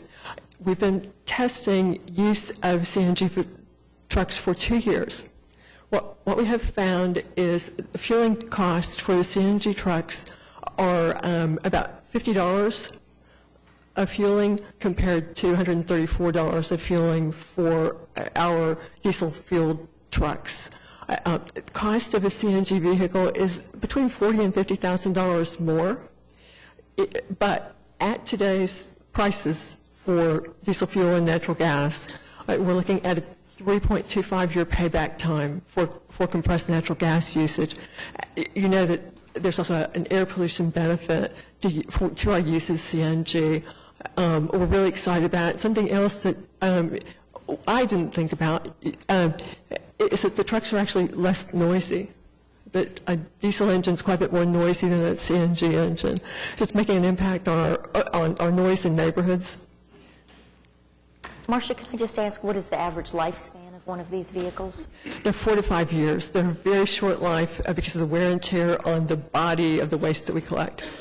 Okay, so we do recover the payback period, but yes, not for too long.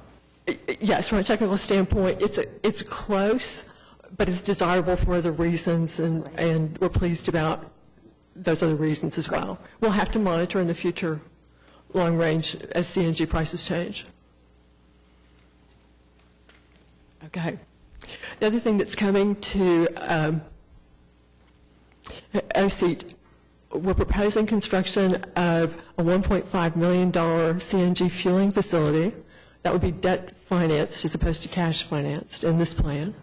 And finally, we're proposing preparation of a long-range plan for disposal. We plan to, the concept is to go forward with a plan that describes how waste is generated and what the landfill life expectancy is based on the way we generate waste today.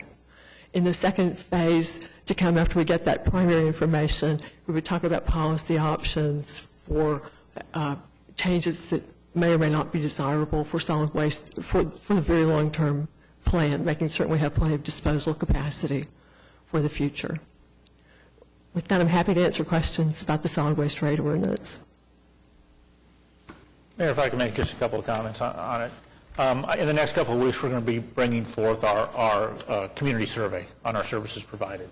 And year in and year out, solid waste collection is amongst the highest rated services by our citizens. It's a very comprehensive service. We provide up to, for the base price, to two of the large big blues. We have additional ones provided beyond that. We provide recycling. We provide bulky waste pickup. We provide free landfill days. There's a lot of things we provide. There's really no reason to go dump someplace because we provide a very comprehensive service. And it's our most contact with our public. We have a contact with every resident out there every week, and it's pass-fail. They know whether or not when they come home that night, they know whether or not the recycling bin got dumped or whether their trash got dumped. We get a grade every week by our citizens based upon our service provided, and we get very good services on that. I'm always a little concerned that we have such a comprehensive plan of solid waste collection that we're kind of pricing ourselves. Can our citizens afford this level of service? But when you look at the chart that showed how we compare with other cities, not only in the metro area but other cities in the region, we still compare fairly well in that. Part of that is because of the low tipping fees at the landfills. Some other places have significant tipping fees, and so that's passed on to the customers. We do not have that here, and so then, of course, we're not passing it on to our customers. That's part of why our fees are so reasonable, is because of our inexpensive dumping fees. And that may or may not last long term, and that's why Marcia says we're going to bring back some policy discussion issues and some research on that in the next several months. And with that, we'd be happy to answer any questions. Okay. Pete? I never have a constituent come up to me and say, I want less recycling services. I always have them say they want more. Now, I recognize there's a cost to more recycling services, but I'm not so sure that if we don't step out a little bit on recycling services ourselves, I mean, the cities make more available to them, that we're ever going to get the public more recycling conscious. I would like to see us look at some of these other cities and make in their rate comparisons, do they include more recycling services than we do? Do they add more areas, or they recycle more items, or? We could get specifics for you on that. The answer is it's all over the board. There are those who provide more, there are those who provide less. I understand, but I'd like to see that in conjunction with the rate comparison. Okay. If you provide more, well, that ought to jack the rate up, and I'd like to see what that impact is. And if you provide less, then they're not in the same level. They're not competing with us. They either ought to be providing as much or more. Those are the rates I'd like to compare. And we can get you some follow-up information on that, Councilman. I will tell you that I still believe that the driver on the rates and comparisons is the tipping fees. In addition to that kind of comparison, if you really want an accurate measure, you got to look at the total services they offer, not just the recycling services. Right. Because I think we have a Cadillac system here in Oklahoma City, and I think we probably are far ahead of other communities in terms of things like bulky waste disposal and those sort of things.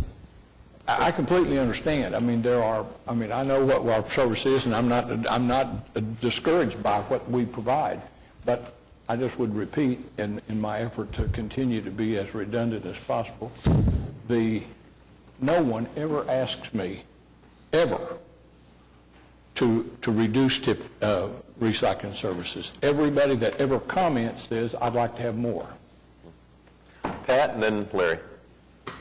I just want to follow up on my comment that in the 6 years I've been on the city council, that's an area probably I've had as few calls as possible, and they're usually minor things like the garbage truck was leaking some kind of fluid and it stained the road in front of this guy's house. Nothing big. In terms of recycling, the only comment I've had is that the recycling bins we provided weren't big enough. I had one person who was recycling so much stuff that his bin wasn't big enough. And sort of a follow-up on Pete's comments, I'm familiar with a couple of communities where my daughters live where the recycling is not nearly as casual as ours in terms of separation. You can't put out cans and bottles and paper in the same box. They've got to be in different boxes. And so to that extent, that's another aspect of the recycling services that we ought to investigate if we want to really make a comparison. All right. Larry and then Skip. Thank you. If you could go back in slides to the one of the map of the city. Debbie, second slide, third slide. Yes, thanks. And one more, two more. There you right go. there, okay. Two things about recycling that concern me. One, in my neighborhood, my survey, and it's not official, shows that probably less than 30% of the people use recycling, which does add cost at the other end with our landfill expenses and the like. And so I'd like to use this opportunity to encourage people who are in recycling areas right now to recycle because it's got a tremendous benefit. Now, this leads me to my second question. Much of the area that I serve, Marcia, is in the green. During this period of time of rate increasing over the next 5 years, is there going to be any plan to look at adding subdivisions to the recycling service that currently do not have it? We add subdivisions as a group of homes develops and is occupied. Typically, no fewer than 25 homes in an area. I think that the map's not real clear, but we have been adding areas in the due north, contiguous on the east side, contiguous at the edge of the city, essentially, where we've got a lot of land development. We have added some areas in Ward 3. You can see there's a gap in the light tan area. Those have largely been added in the last few years, as you've seen that tremendous growth in that western area. They're very high. So we look for high density. We have about 13,000 houses that don't have recycling service.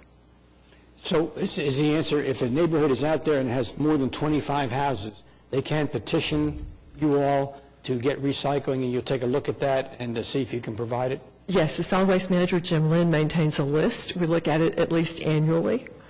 He has a fairly good idea of how many houses there are occupied in various areas and what the next areas will be for about a year's time in advance. But we don't. Areas can develop more quickly than we realize. It is helpful to have people call us and let us know that they think they might be eligible. So we make certain we're looking for them. All right. Skip? Yeah. Marcia, one of the concerns I have is this bulk waste. Is there any limit that what people can put out as far as curbside pickup on bulk waste days pickup? Not on volume, but because of the dollars associated, it sometimes becomes economically disadvantaged for them because it's a rate that they get charged on top of. So if they put out, and a lot of waste, there's a cost associated there too. Do we actually enforce that? Oh, yeah. Yes, we do. For example, we're picking up storm debris right now, tree limbs and brush that fell in last week's microbursts. Those customers would not be charged for their storm debris. If, however, they had a separate pile that was bulky, that was traditional bulky, I cleaned out my attic and left it at the curb. If you set out more than 4 yards, about 2 refrigerators full, we would begin charging you. We encourage the inspectors to underestimate, at least to give the customer the benefit of the doubt when they're making the calculation. We don't charge a large number of customers every year.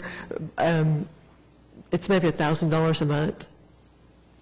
Well, I know some places where people have literally tore down a whole garage, and some of it has been as much as almost remodeling and adding on to rooms to a house. And they have just piled everything out on the curb, and it's usually months before there's the pickup date. And it just bothers me that, you got citizens who are paying their fair just due, and then people like this just abuse the system. And if they were being penalized, I would think that they would stop it. But it just seems like that we don't have enough enforcement to address that issue. That's a concern, and we do go out and enforce on a regular basis. We have inspectors that go do that, but there are certainly some that fall through the cracks. And in any utility-based system, when you've got 175, 180,000 customers out there, there are a handful that find a way to abuse the system to get that to work a way through the cracks. There's not a lot, but if you've got some areas where you believe the abuse is going on, we would be happy to do some extra patrols in that area and do some extra. Drive down Northeast 8th Street. Okay. Between Eastern and Lottie. I won't call the name, but it's a shame that this guy is able to get away with what he's been doing. We'd be happy to do some extra enforcement out there. We'll follow up. I know that area has had attention in the past, so I don't know whether it's getting it now. Any other questions for Marcia? I do have one. One form of recycling would be to have a compost program like they do in Norman. The citizens, instead of putting their storm debris or tree limbs like you're talking about, or grass clippings in plastic bags and then throwing them in the landfill, put them in special containers, and the city makes compost, and everybody, instead of buying their compost at Home Depot for $4, buys it from the city. Norman claims that they can break even doing that. Do you think we could do that in a limited section of the city and break even? I don't know. It's not been our business line, so I'm not as familiar with it. I have spoken to the Norman Utilities Director about their composting program. We're composting our sludge with, not with customers' waste, but with tree limbs and debris, for example, through our wastewater operations contract. So we have some compost going on. Most of that compost is being sold to commercial nurseries, not coming back to citizens. We'll pull together some information for you about that as a part of our, as we go forward with the long-range solid waste concepts. It's one that we'll make certain is on the list of things to talk to you about as well. Thank you. Marcia, I have one other. How many other communities use our landfills for their citywide pickup? I don't know, but again, we can find out. Generally, it's the communities nearest the landfill who are using it. So in the Northeast landfill, you would see Spencer, maybe Midwest City. At the Southeast landfill in Ward 4, you're going to see more Del City, Midwest City, again, in addition to us and perhaps Norman. I think we can get that information from the landfills. We operate and we own no landfills ourselves. All of our average price of under $20 a cubic yard is paid to a contract service provider. Councilman, I would say all in Oklahoma and Oklahoma County dump in the 3 landfills in the metro area. The Canadian County has their own landfill operation that's kind of a county operation that's funding, so I'm pretty sure that Yukon and El Reno and Mustang go to that Canadian County facility. But in Oklahoma County, I'm pretty sure those communities, I mean, Edmond, I know, goes to the waste management facility on 23rd Street, Well, my thought is that I'd like to know what we charge the other communities, because there's more to what we charge than just the actual cost of dumping. Everybody that doesn't believe that needs to have one in their ward, because I can tell you there's additional concerns that impact the area that surrounds these landfills that is far in excess of whatever the dollar figure is that we charge somebody to put stuff in the landfill. Larry's had one and understands those concerns that have been there, and the one I have, and then Skip's got one, and I know that if we're charging them cost, that's not enough, because there is, I mean, if you're charging them the dollar cost, you can figure that isn't enough, because they're avoiding this pit in their community that has an impact, a negative impact on us. So I'd just like to know what that number is. It may not matter. We may already be taking care of it, but I'm so sorry. Because it's not our landfill, we actually don't charge other cities. We do charge haulers who collected waste inside Oklahoma City what's called a flow fee, which helps fund our street sweeping program and our debris collection program. But the landfills operate independently. Our commitment with them is that they will charge us no more than they will not charge us more than their least priced municipal customer. Okay. Well, because it is a benefit, again, it is a huge financial benefit not to have one in your city. I mean, it's huge. I mean, I was just telling Larry that you look at the map here, we could do something about controlling all that rampant growth in far northwest Oklahoma City by just giving Pat a landfill out there. That'll slow it down. I guarantee you, there's not any development for miles around mine. I can tell you, nobody want to build a house there. So I just think we ought to take a look at it and see. Yeah, that's a popular idea. Thanks. Oh, I'm sure it will be. No, and I'm defensive. I understand, but here, I'm defensive of the one that I have, because I know what the long-term cost is going to be to build another one. I mean, so when those people talk to me about it, I do everything I can to ameliorate the problem for them, because I don't want any of us to have to go through siting another landfill. But the fact is, they are very problematic wherever they're located, and it's far beyond the dollar cost of dumping it in the ground. All right. Marcia, thank you. We need a vote? We need a motion before we can vote. We're voting on item 8H. Cast your votes. Passed unanimously. Item I is a public hearing regarding dilapidated structures. Is there anyone here wishing to speak under any item listed under 8I? All right, how about a motion then? Cast your votes on item 8I, and it passed unanimously. Item 8J is a public hearing regarding unsecured structures. Is there anyone here wishing to speak under any item listed under 8J? All right, cast your votes. Passed unanimously. Item 8K is the first of 3 revocable right-of-way use permits. The first is Hope and OK 5K. It's September 10th in downtown and Bricktown. It's in Ward 7. Skip, you okay with this? Yes, move it. All right. Cast your votes. That revocable permit is issued. Is there anyone here representing that organization today? All right. On to the next one. The OKC Walk to End Alzheimer's, September 17th. Again, it's in downtown and Bricktown. Skip? Move it. All right. Cast your votes. Passed unanimously. Anyone here representing that organization? You are? Would you want to come forward and tell us about it?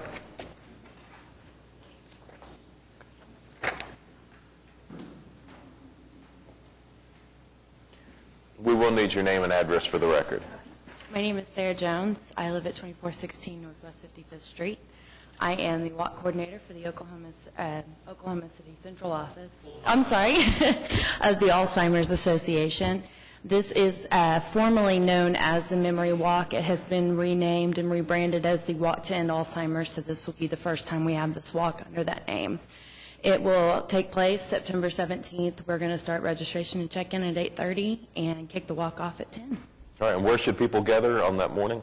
They're going to gather at Mickey Mantle Plaza, and that will be starting off at 8:30 in the morning. 8:30 in the morning on September 17th. Yes. Thanks very much. Thank you.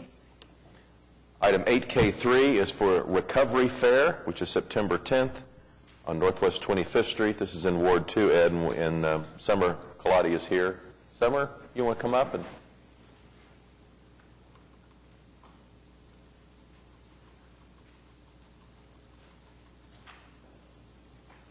Hi, my name is Summer Colity, and I am joined with Mark Noda, the COO of the company. The Referral Center is a nonprofit drug and alcohol medically supervised detox facility here in Oklahoma City. We are throwing our second annual Recovery Fair, which is a way to educate the public about what we do and that we're there to help people with drug and alcohol abuse.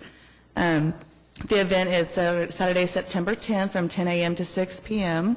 There will be carnival food, carnival games and rides for the children. We'll also be having live musical performances by Atris, Howard Brady and the Rexall Rangers, Dyer's Eve, A Covenant Involved, and special guest sounds. We also will be having live radio remotes there from Citadel Broadcasting. We are requesting to shut the street down in order to have informational booths to educate the public from different treatment facilities and different vendors so that they're in the street. all right. Thank you very much. Ed, you have any comments on this? Just to say I'm a big fan of the Referral Center, the work that Dr. Stout, Ashok, and others have done, and all the work that the staff has done. A big supporter, and I strongly am in favor of this and would move for approval. We would like for y'all to come out and join us. All right, we have a motion and a second. We're voting on item 8K3. Cast your votes. Passed unanimously. Thank you all. Item 8L, understand we do not need executive session on this item. All right, cast your votes on 8L. Passed unanimously. Item 8M, I understand we do need to go into executive session. Yes. Cast your votes. That item is moved to executive session. Item 8N, I understand we do not need executive session. Do not. Cast your votes, and that item passes unanimously. Item 8O, I understand we do not need executive session. Do not. All right, cast your votes on 8O. It passes unanimously. Item 8P, I understand we do need executive session. Yes. All right, cast your votes to move that item to executive session, and it's moved unanimously. Item 8Q is claims recommended for denial.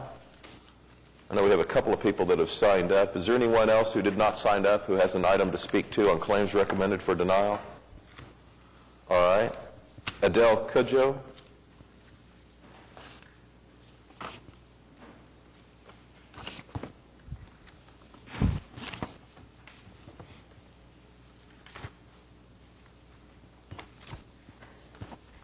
Good morning. We will need your name and address for the record, please. My name is Adele Cudjoe. My husband is here, even though he didn't sign up. May he join me? Oh, certainly. Thank you. We live at 6029 North Stonewall, Oklahoma City, Oklahoma. Okay. Can you tell us about your claim? Yes.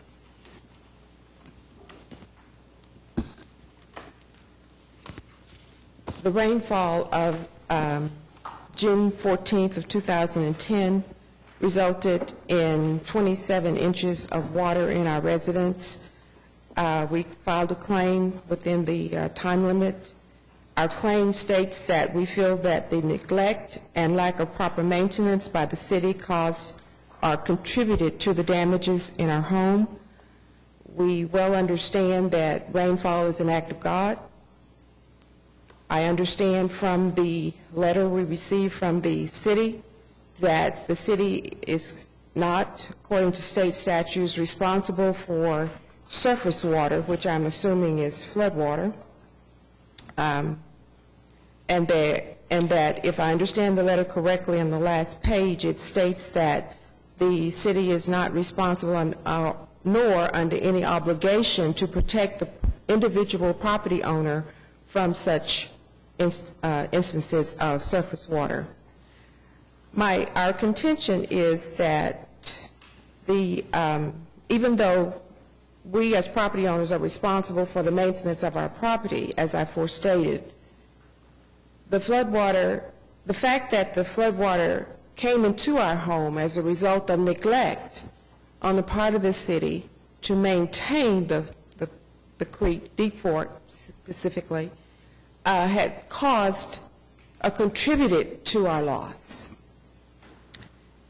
I don't have pictures of the creek in and of itself, but observation tells, by sheer observation, not an engineer by any means, presently the riffraff on the side of our home, residential side, does no longer exist. May I say this also? We have lived at our residence since 1974. The first flooding that we are aware of occurred approximately 3 months after we moved there. Correct? 1 month. The city came out, did a wonderful job in making a flatland for flooding, and reassured us that it would not flood possibly again. Since that time, very little has been done to maintain that area. All the riffraff is gone. The property is eroding. Trees will soon fall as a result of the eroding. If you go on down to the intersection of King, very near Tinseltown, you'll find evidence of a great deal of that riffraff is now in the bed of the creek with trees growing around it.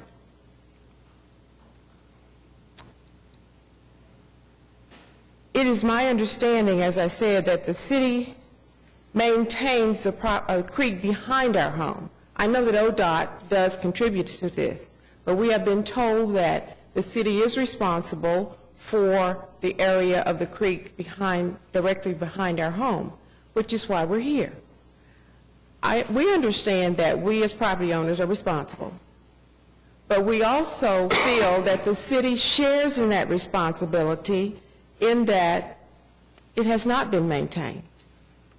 Presently, there are, and I'm not an engineer, but there are huge drainage pipes being installed just west of us, which possibly would contribute to the water in that creek.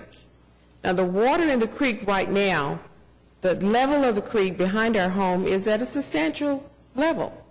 Given we have no rainfall, that's alarming. If you go a few yards on down the creek is flowing at a mere trickle. So if you're contributing to the flow, more water in the creek, obviously, to me, it's going to flood again.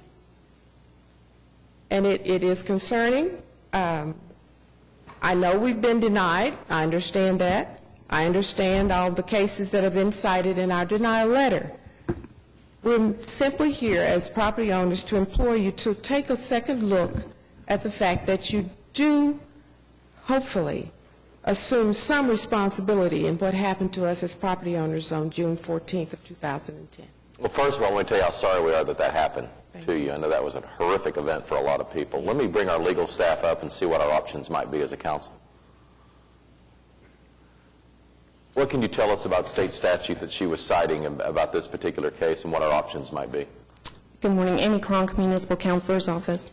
The case law that was cited in the memo to council with our recommendation for denial of this claim indicates that the municipalities do not have an obligation regarding surface waters. This was a 500-year flood.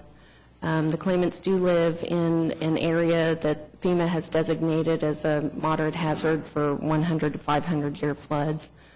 So there's a very good chance that, obviously the entire city practically flooded during this rainstorm. The city has been out and maintained this creek. There are work orders showing that debris removal has been done. So. Basically, we don't think we have a legal duty to provide protection from surface waters. It's essentially discretionary, and also this would have been an act of God. However, that doesn't prevent the city from having the city engineer go out and take a look at this specific situation. The claimants mentioned that maybe the city that there are some new drainage channels and pipes in there that are providing additional water. I would think the city engineering could look at that. Yeah. Yes, Skip. You know, Mr. and Mrs. Cudjoe, I see that there's two claims, one under the name of Mr. Cudjoe and one under the name of Mr. Cudjoe. Is that correct? That was the misunderstanding on our report based on our reading of the information about making a request for a claim. Okay. And we understood that everybody involved should, so we both did. Okay. So yours is not to be considered? Just, okay, all right.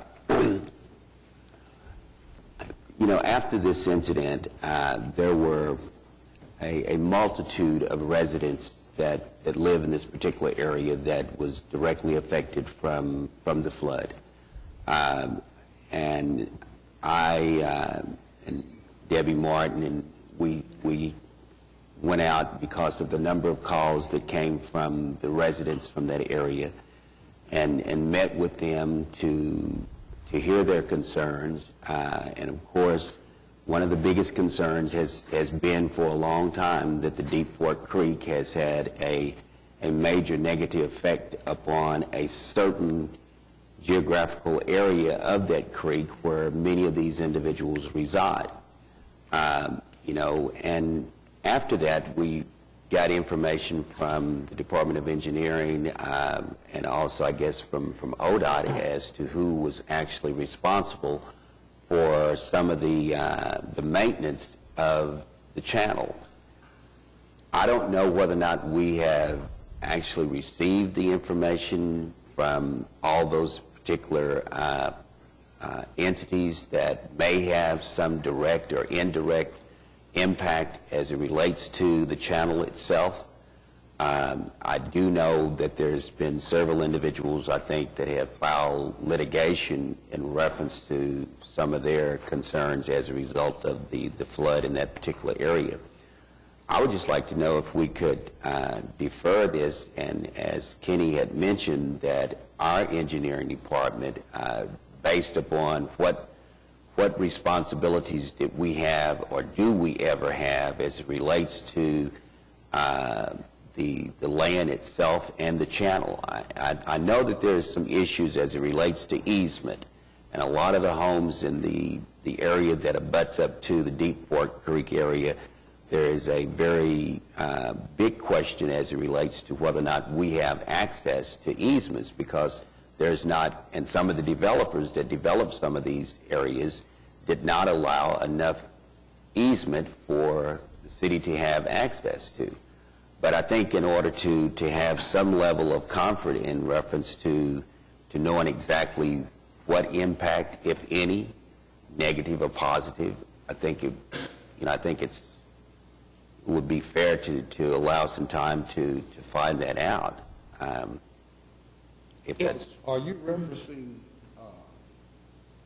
whether or not your equipment can get into that area? No, I'm not talking about specifically to your residents, Mr. Cudjoe. I'm just saying that there was a multitude of areas of residents that's from this area, and so I'm not an engineer, and so we're only asking, my question is it possible for us to get an assessment from if we did go out, or if we had been out, or if it's ODOT or the Corps of Engineers to determine what, if any, they had in reference to any maintenance of the channel. If I may add before she speaks, this has come up as a question of the easement, and that has been resolved, I believe, in the city planner's office or some official office. So we have been told that the city does have responsibility to maintain that area behind our home. From Kelly to just east of our neighborhood. And I need to add also that during the rain, the bridge at Grand virtually fell into the creek bed, and that was repaired, but the other side of the bridge, which is not wide enough to carry the water flow, according to engineers that I've spoken with at a meeting that Mr. Kelly did host. So I'm still concerned about that bridge. One side of it is repaired and the other side is not. Okay. We would be glad to defer it for 2 or 4 weeks to take another look at it. I think unless we discover something new, legally, we would have no duty to have maintained it. It would be discretionary. However, How many claims have we paid as a result of the flooding that took place on this date last year? None. Okay. And may I ask, do you all have personal insurance? Yes. Yes, we do. And that was stated in the claim. And The insurance that we received was for the structure itself. Our loss was for everything that was in the house. We had 27 inches of water, and everything in the house was floating with the exception of the 2 of us. But you didn't, and you don't have insurance for the contents of your house? We didn't at the time, but we do now. Okay. I would like to say that we also had a concern about why the water stopped flowing and started coming back toward us. You know, I know there was a lot of water falling, but it should have been going somewhere. I can understand so much falling that it's rising, but why did it stop flowing and start coming back to us? Had a lot of difficulty with trying to understand that. If someone could answer that, we would really appreciate it. I want to reiterate the fact that what my wife said in regard to the riffraff. It was in the letter that it was determined in March of 2010 that there was no maintenance that was needed. We were under the impression that the riffraff was part of the maintenance. All of the riffraff on the Interstate 44 side of the creek is intact and just as pretty as it can be. All of the riffraff on the residential side of the creek is gone, and erosion has started. Property is being lost. At the top of the channels, where the riffraff is missing also, and the erosion is going on dramatically, there are tree roots exposed. A little more erosion, trees are going to be falling into the creek. We were under the impression that was part of the maintenance of the creek. There are trees directly behind my backyard that are going to start falling. When they start falling, my backyard is going to start falling. And I just wanted to make that a point. Okay. We appreciate you bringing it to our attention. Councilman Kelly, do you want to ask for a deferral on this item until we can get an engineer out to look at it? Yes, what would be, well, it'd probably be 4 weeks. 4 weeks. I'd ask that we defer this for 4 weeks to allow additional information from engineering. Second. All right, we have a motion and a second. This is to defer item 8Q1D for 4 weeks. Cast your votes. That item is deferred. Thank you all for coming down. Question. Mr. and Mrs. Cudjoe, as I had previously asked that we have additional time to get additional information, so we have deferred it for 4 weeks. Just for us or for people concerned in that? Well, we have to take each case on its own individual So will basis. we receive a response in writing or just plan to return to this meeting? Well, it would come back on our agenda, yes. So the notice will be just like you had notice of it. We'll be in contact with you, though, and before that date, and let you know what our findings are. Thank you. Thank you all. We also have a person who has signed up, Connie D. Davis.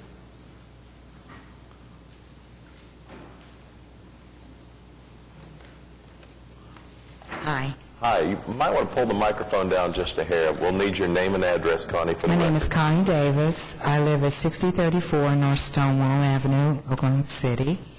I reside with my father, Sammy Davis. He's 87 years old, so I'm here to represent him. And I moved in the house with him to take care of my father and my mother in '06. And you're here to speak about a flood that occurred on the same Right. day last June. Correct. Okay? I do have pictures of the creek, and I took these pictures yesterday, so if you'd like to.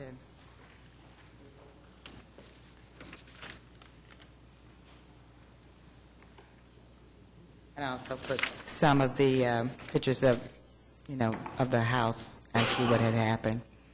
Our house received majority of the water. And matter of fact, on that day, it was like a lake completely around our home, and we were rescued from our home on that day with the fire department in a boat. So myself and my son and my father were rescued. How far do you live from the country? I live 2 houses over. Okay. Is there anything about your situation that's different from what we just heard? Yes. Okay. First of all, Can you we tell me did about not. the differences so we can kind of assume that it was kind of a similar incident? Similar? Yeah. Yeah, but What I would do believe we had what's the more difference? water. At least the water was at least waist high in our home. We did not have flood insurance because we were told we were no longer in a flood zone. The neighbor next door to us on the left side, Mrs. Fisher, which she has now passed. She passed in January. But at that time, we weren't able to get back into our home until October. Mm-hmm. So as of June 14th, we were out of our home until October. Your damage amount is $426,000 Correct. plus. What is that based on? Well, that's based on the contents of the home. My mother had very extravagant tastes, which, can't help that. But anyway. I understand. And plus, I had contents of 18 years of being in my home. I moved into the residence with my parents, and I didn't have a chance to really go through everything to get rid of everything. So then I had contents of 2 different separate homes. So it was my personal things, and then also what my parents had already had there. All right. You heard us give a deferral on the last item. Correct. I imagine that's where this one is headed to. Are you okay with that? Yes, I am. Okay. Skip, you want to make a deferral on item 8Q1F? Yes, Your Honor. All right. We'd like to defer it for 4 weeks. All right. Cast your votes on that deferral. That item is deferred. Mayor? Yes. To clean up a matter, the last case, Mr. and Mrs. Cudjoe, and I asked the question, Mr. Cudjoe, and he stated that there was a misunderstanding. Mr. Cudjoe, could you come back up, please? For a Well, we second? only If you don't- deferred item D. I understand but there's a question from legal as it relates to item E. So can we at least clear this matter up? Sure. And Mr. Cudjoe, is my understanding that your claim is just one claim, is that correct? Correct. Okay. D&E, my wife and I, thought we were supposed to each file a claim, so we each filed a claim. Okay. But that was only one claim. Okay. So if you want to accept her claim and negate mine, that's not a problem. Okay, so what, and not saying that we're accepting the claims because we've deferred it. I mean, but for your claim, we will strike your claim, and that's satisfactory with you? Yes, sir. Yes, sir. So for the record, we're striking E. All right. Second. Thank you, Mr. Cudjoe. Need to vote on that? Thank you. Okay, we're now voting to strike item 8Q1E, and that item is struck. We actually, Councilman, we'll make that a joint claim for the two of them, since I assume you guys are joint owners of the property. Okay. We'll just make it a joint claim by both of those property owners for just one claim. For D. Correct. Yes. Yes. Okay. All right. Thank you, Mr. Cudjoe. How about a motion then on the rest of the items in item 8Q1? All right. Cast your votes. Passed unanimously. And Ms. Davis has provided pictures here. I'm going to pass them on down to the rest of the council. Can I just ask the same question of Ms. Davis? I know we've already passed it, that Meg asked. I mean, there's extravagant items in the home. Did we have insurance for contents of the home?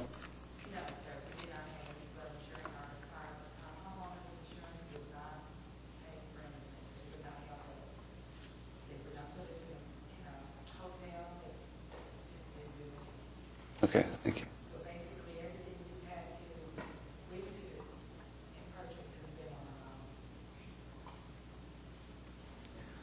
own. All right, we're on to item 9. These are claims recommended for approval. Anyone here wishing to speak under any item listed under item 9? All right, cast your votes. Claims are approved. I'd like to have the second claim considered separately. This is item 9B. Right. I'd like the one that we've compromised the claim. I'd like it considered separately. All right. Are there circumstances you want to discuss with the rest of the council as to why you want to pull that one? Well, I do. I mean, I asked for the deferral, and I'll be the first to admit that I'm still thinking through all the implications of all this. But as I think through it, I empathize, but I'm not, and I think we have a responsibility to her, but we also have a responsibility to the taxpayer, and I'm not comfortable paying claims where we think the city might have been responsible. There's no proof, there's no witness, there's no evidence. I don't think that would hold up in court. And I don't think the taxpayer should be responsible for that. The deductible was $500, so I don't understand why we'd pay more than the deductible. But in any case, I'm going to vote against the taxpayer paying for that claim. That's pretty much what I expressed last time. That's pretty much what I expressed last time, is I didn't think there's enough evidence to do it, so. Mayor, we need a motion. And this was the woman who was heading to work on Joe Carter and was pulling... This is where the car was parked and they think that the garbage truck may have been... Okay, this was the other case we heard that day, where she later found damage to her car and alleged that the garbage truck was likely responsible. It was of a different color than the color of the garbage truck. Right.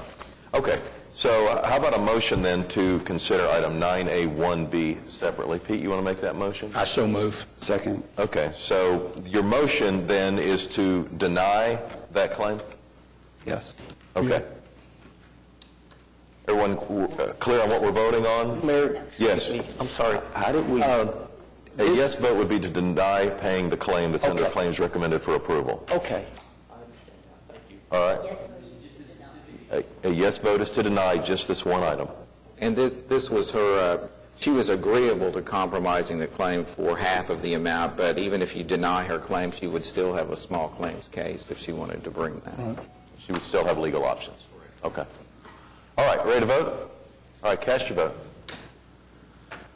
And that motion to deny passes by a count of 7-2. All right, And we have already voted on the other items, is that correct, or do we need to revote? All right, so items 9A, 1A, and C have both been approved. All right, brings us to item 10. This is items from council.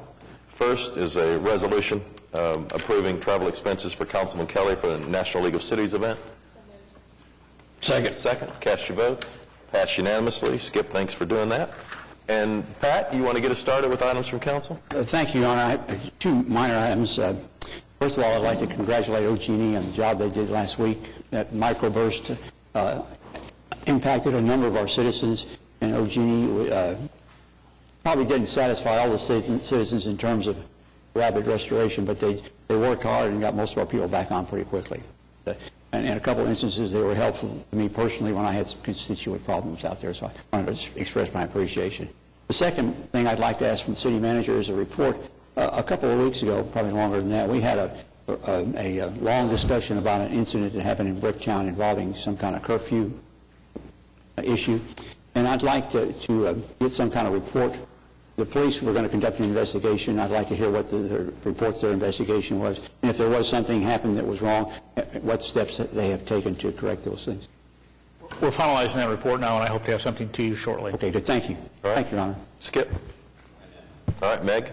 Very quickly, I just would like to congratulate all the folks on Film Exchange Row. They had an open house on Saturday, and this is another example of an incredible partnership between the city and private development, and the entire block it has just blossomed into these fabulous creative spaces, film space, Joey's Pizza, Exchange business upstairs that used to be Cityscapes, and they've really done a fantastic job. A book was just published on including all the historic photos of the area, very well done.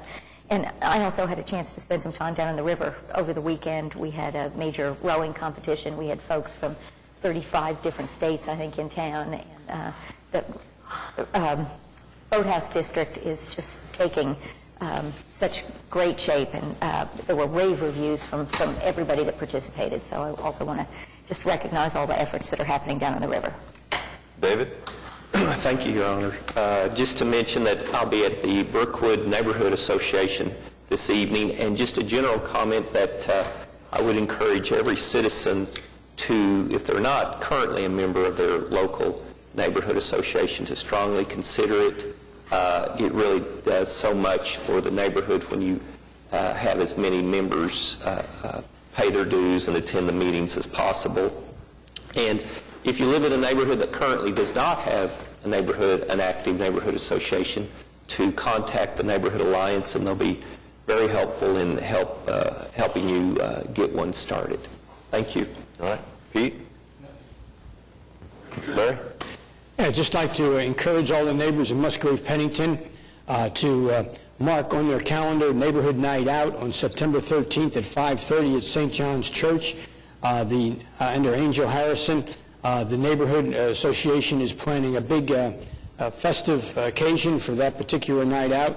And if you're in a neighborhood that is not participating in Neighborhood Night Out in September, I'd like to encourage you to get on board and do that. It's a great way to bring your community together. Look forward to seeing the folks at Windsor Oaks tonight at their neighborhood meeting, and then Thursday night River Park at theirs. Again, echoing what David said, if you don't have a neighborhood association in your neighborhood, get one. That's the key to moving your neighborhood onward and upward with a higher quality of life. Thank you, Your Honor. Ed? Nothing today. All right. Gary? All right. City manager report. Mr. Mayor, I don't have any reports today, but I do have a couple of announcements to make. As you are aware, that we've had some vacancies occur in the upper management of Oklahoma City. Jim Thompson retired effective July 1st, and Kathy O'Connor left the city to go with the Alliance for Economic Development. And so over the last few months, we've been going through a process to take a look at our organization, see what skill sets are best to bring us and move us forward. And we've had actually a national search for these positions. We had over 210 people apply for these positions and had interviewed applicants from all across the country. And I am very pleased this morning to make a few announcements in that area. First, one of the assistant city manager positions will be filled by Dennis Clowers. Dennis Clowers is presently our Public Works Director. Dennis has been with the city for about 6 years in that role, and prior to that, he's had a long history of working in the community with contractors, engineers, and developers. Has done a great job as Public Works Director, and so will be filling primarily the role vacated by Jim Thompson. So Dennis, you please stand, and his wife is with him today, Susie. Susie, you can stand too.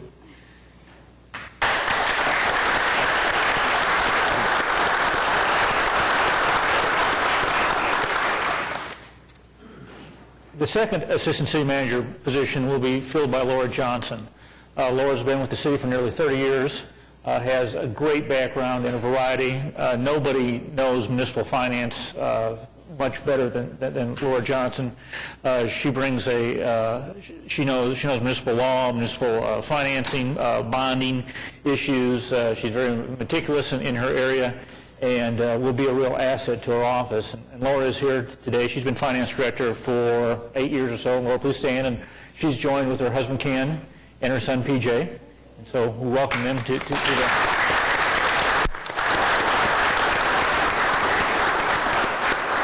As we went forward, we tried to blend the skill sets in the office. We don't all have the same skill set. And obviously, we all know that I have shortcomings, and we need to have people to cover up those shortcomings. And so hopefully we don't all have the same skill set as we go forward. And of course, these two will join M.T. Berry as our third Assistant City Manager.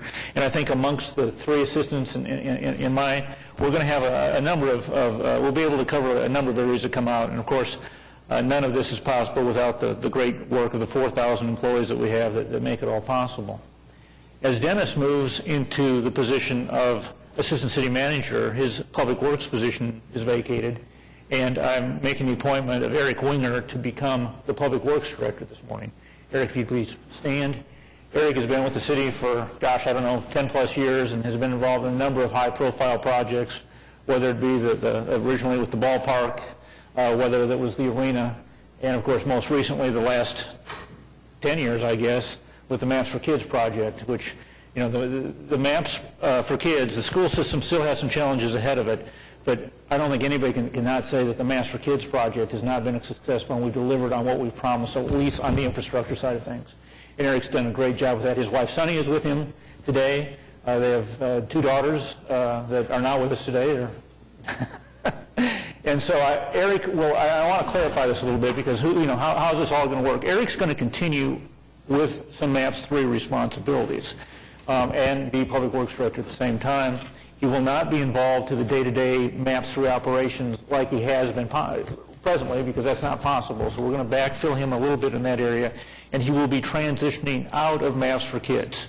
MAPS for Kids is not done yet, but by December of this year, all the schools will be under contract for MAPS for Kids, with the exception of the downtown elementary school. And I'm not saying we're done with MAPS for Kids, but we're certainly most of the work is behind us on Maps for Kids. And so he'll be transitioning out of that, and we'll be having a lesser role in the Maps 3, but we'll still be the face for Maps 3. He will be continuing to staff and attend all the advisory committee meetings for Maps 3, and will be attending the subcommittee meetings as necessary. He probably won't go to all of those, but if there's an item or two that seems to be more out front, he'll be attending those meetings.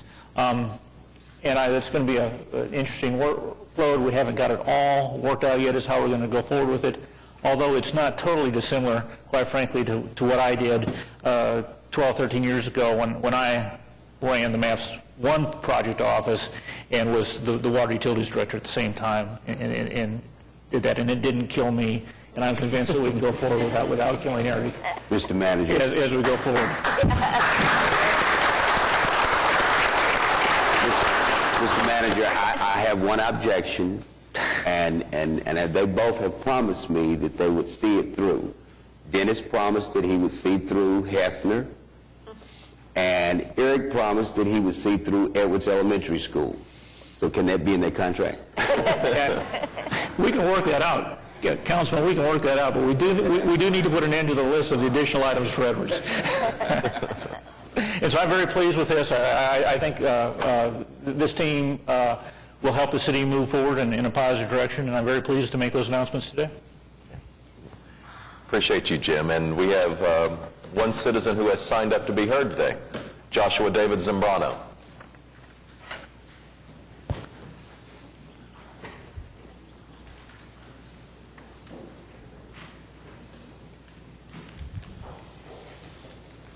Morning, Joshua. If you would keep your comments to 3 minutes or less, please. Certainly. I just wanted to make some comments with regards to the healthcare presentation on EMSA recently. It was 8A, and they mentioned how Social Security and Medicare expenses are skyrocketing, and I just wanted to mention that what they ought to do is adjust the benefits age to reflect changes in life expectancy, since when we passed both programs, the average life expectancy was 70. It's now gone up to 78, but we still have the full benefits ages set to 65. So if we were to just adjust the ages by 8 years, then, or even half that, 4 years, we'd realize a lot of cost savings to make both programs sustainable. And also, let's see. As far as the malpractice costs, I also wanted to recommend tort reform. We could place requirements such as caps or liability cost sharing in relation to physician hours worked, and also require the losing party in medical lawsuits pay up to $1,000 of the other party's court costs. I mentioned that previously. But just that so much of this malpractice could be in part due to how much doctors are required to work. I mean, they can be required to work 100, 120 hours, and we aren't making hospitals responsible for how much they're overworking these doctors. And then there's also the nursing shortage as well, which from what I've heard isn't so much due to people not wanting to become nurses, so much as the fact that nurses can make more as in the medical profession than the teaching profession, even though it requires more years of education. So we might want to subsidize them and pay them more out of government money to increase their salaries up to make it worthwhile for them to become teachers. And there was also the mention of people who are dying of heat in the city, and I just wanted to recommend that we have more public drinking fountains throughout the city. There are only 4 I know of outside in the city right now. There's the one over by the memorial, there's the one over in Eagling Park, there's the ones by the botanical gardens, and there's one up in Taylor Park.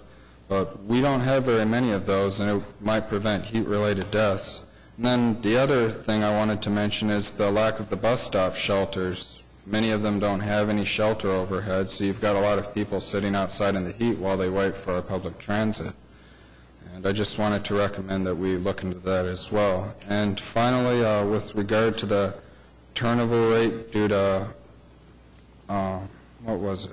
Turnover rate. I think it was with regards to the turnover rate in EMSA, that it could also be due to overwork and the malpractice. I mean, a lot of doctors are just getting sued badly, and to some degree it could be because they're just so overworked that they're making more and more mistakes throughout the week as these hours pile up.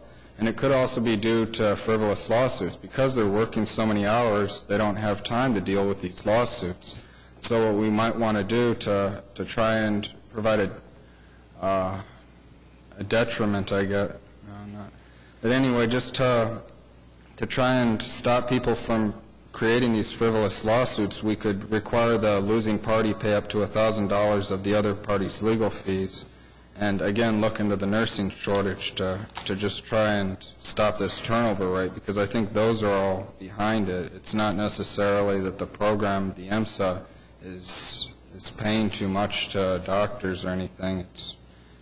There's a lot of different possibilities. So that's all I wanted to mention. Thanks. Thank you for coming. Can I just address what you just, I mean, nobody's going to be a stronger advocate of public involvement in city council, and I'm in the short end of those number of hours you're talking about, doctors working in excess of 150 hours, much less the numbers you're talking about. But What I would ask is if you could restrict, since you're talking basically every city council meeting, if you could restrict to things that the city council has jurisdiction over. Yeah. We have no jurisdiction over the eligibility age for Medicare or malpractice litigation or those kind of things. When you're talking about public drinking fountains and lack of bus shelters and the turnover rate in HMSA, that's topical and that's relevant, but the other things we really have no control over. Yeah, I realize that, but at the same time, I do think it's somewhat relevant since IMSA, I don't want to see them blamed. It sounds like they have very good quality and cost efficiency, and some of this with the Medicare, their costs are going up, and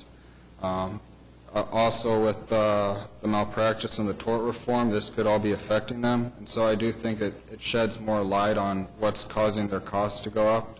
And while the city can't really have oversight over these things, I think it does provide better, I guess, understanding of their situation so that we don't unduly blame them for stuff that they can't control.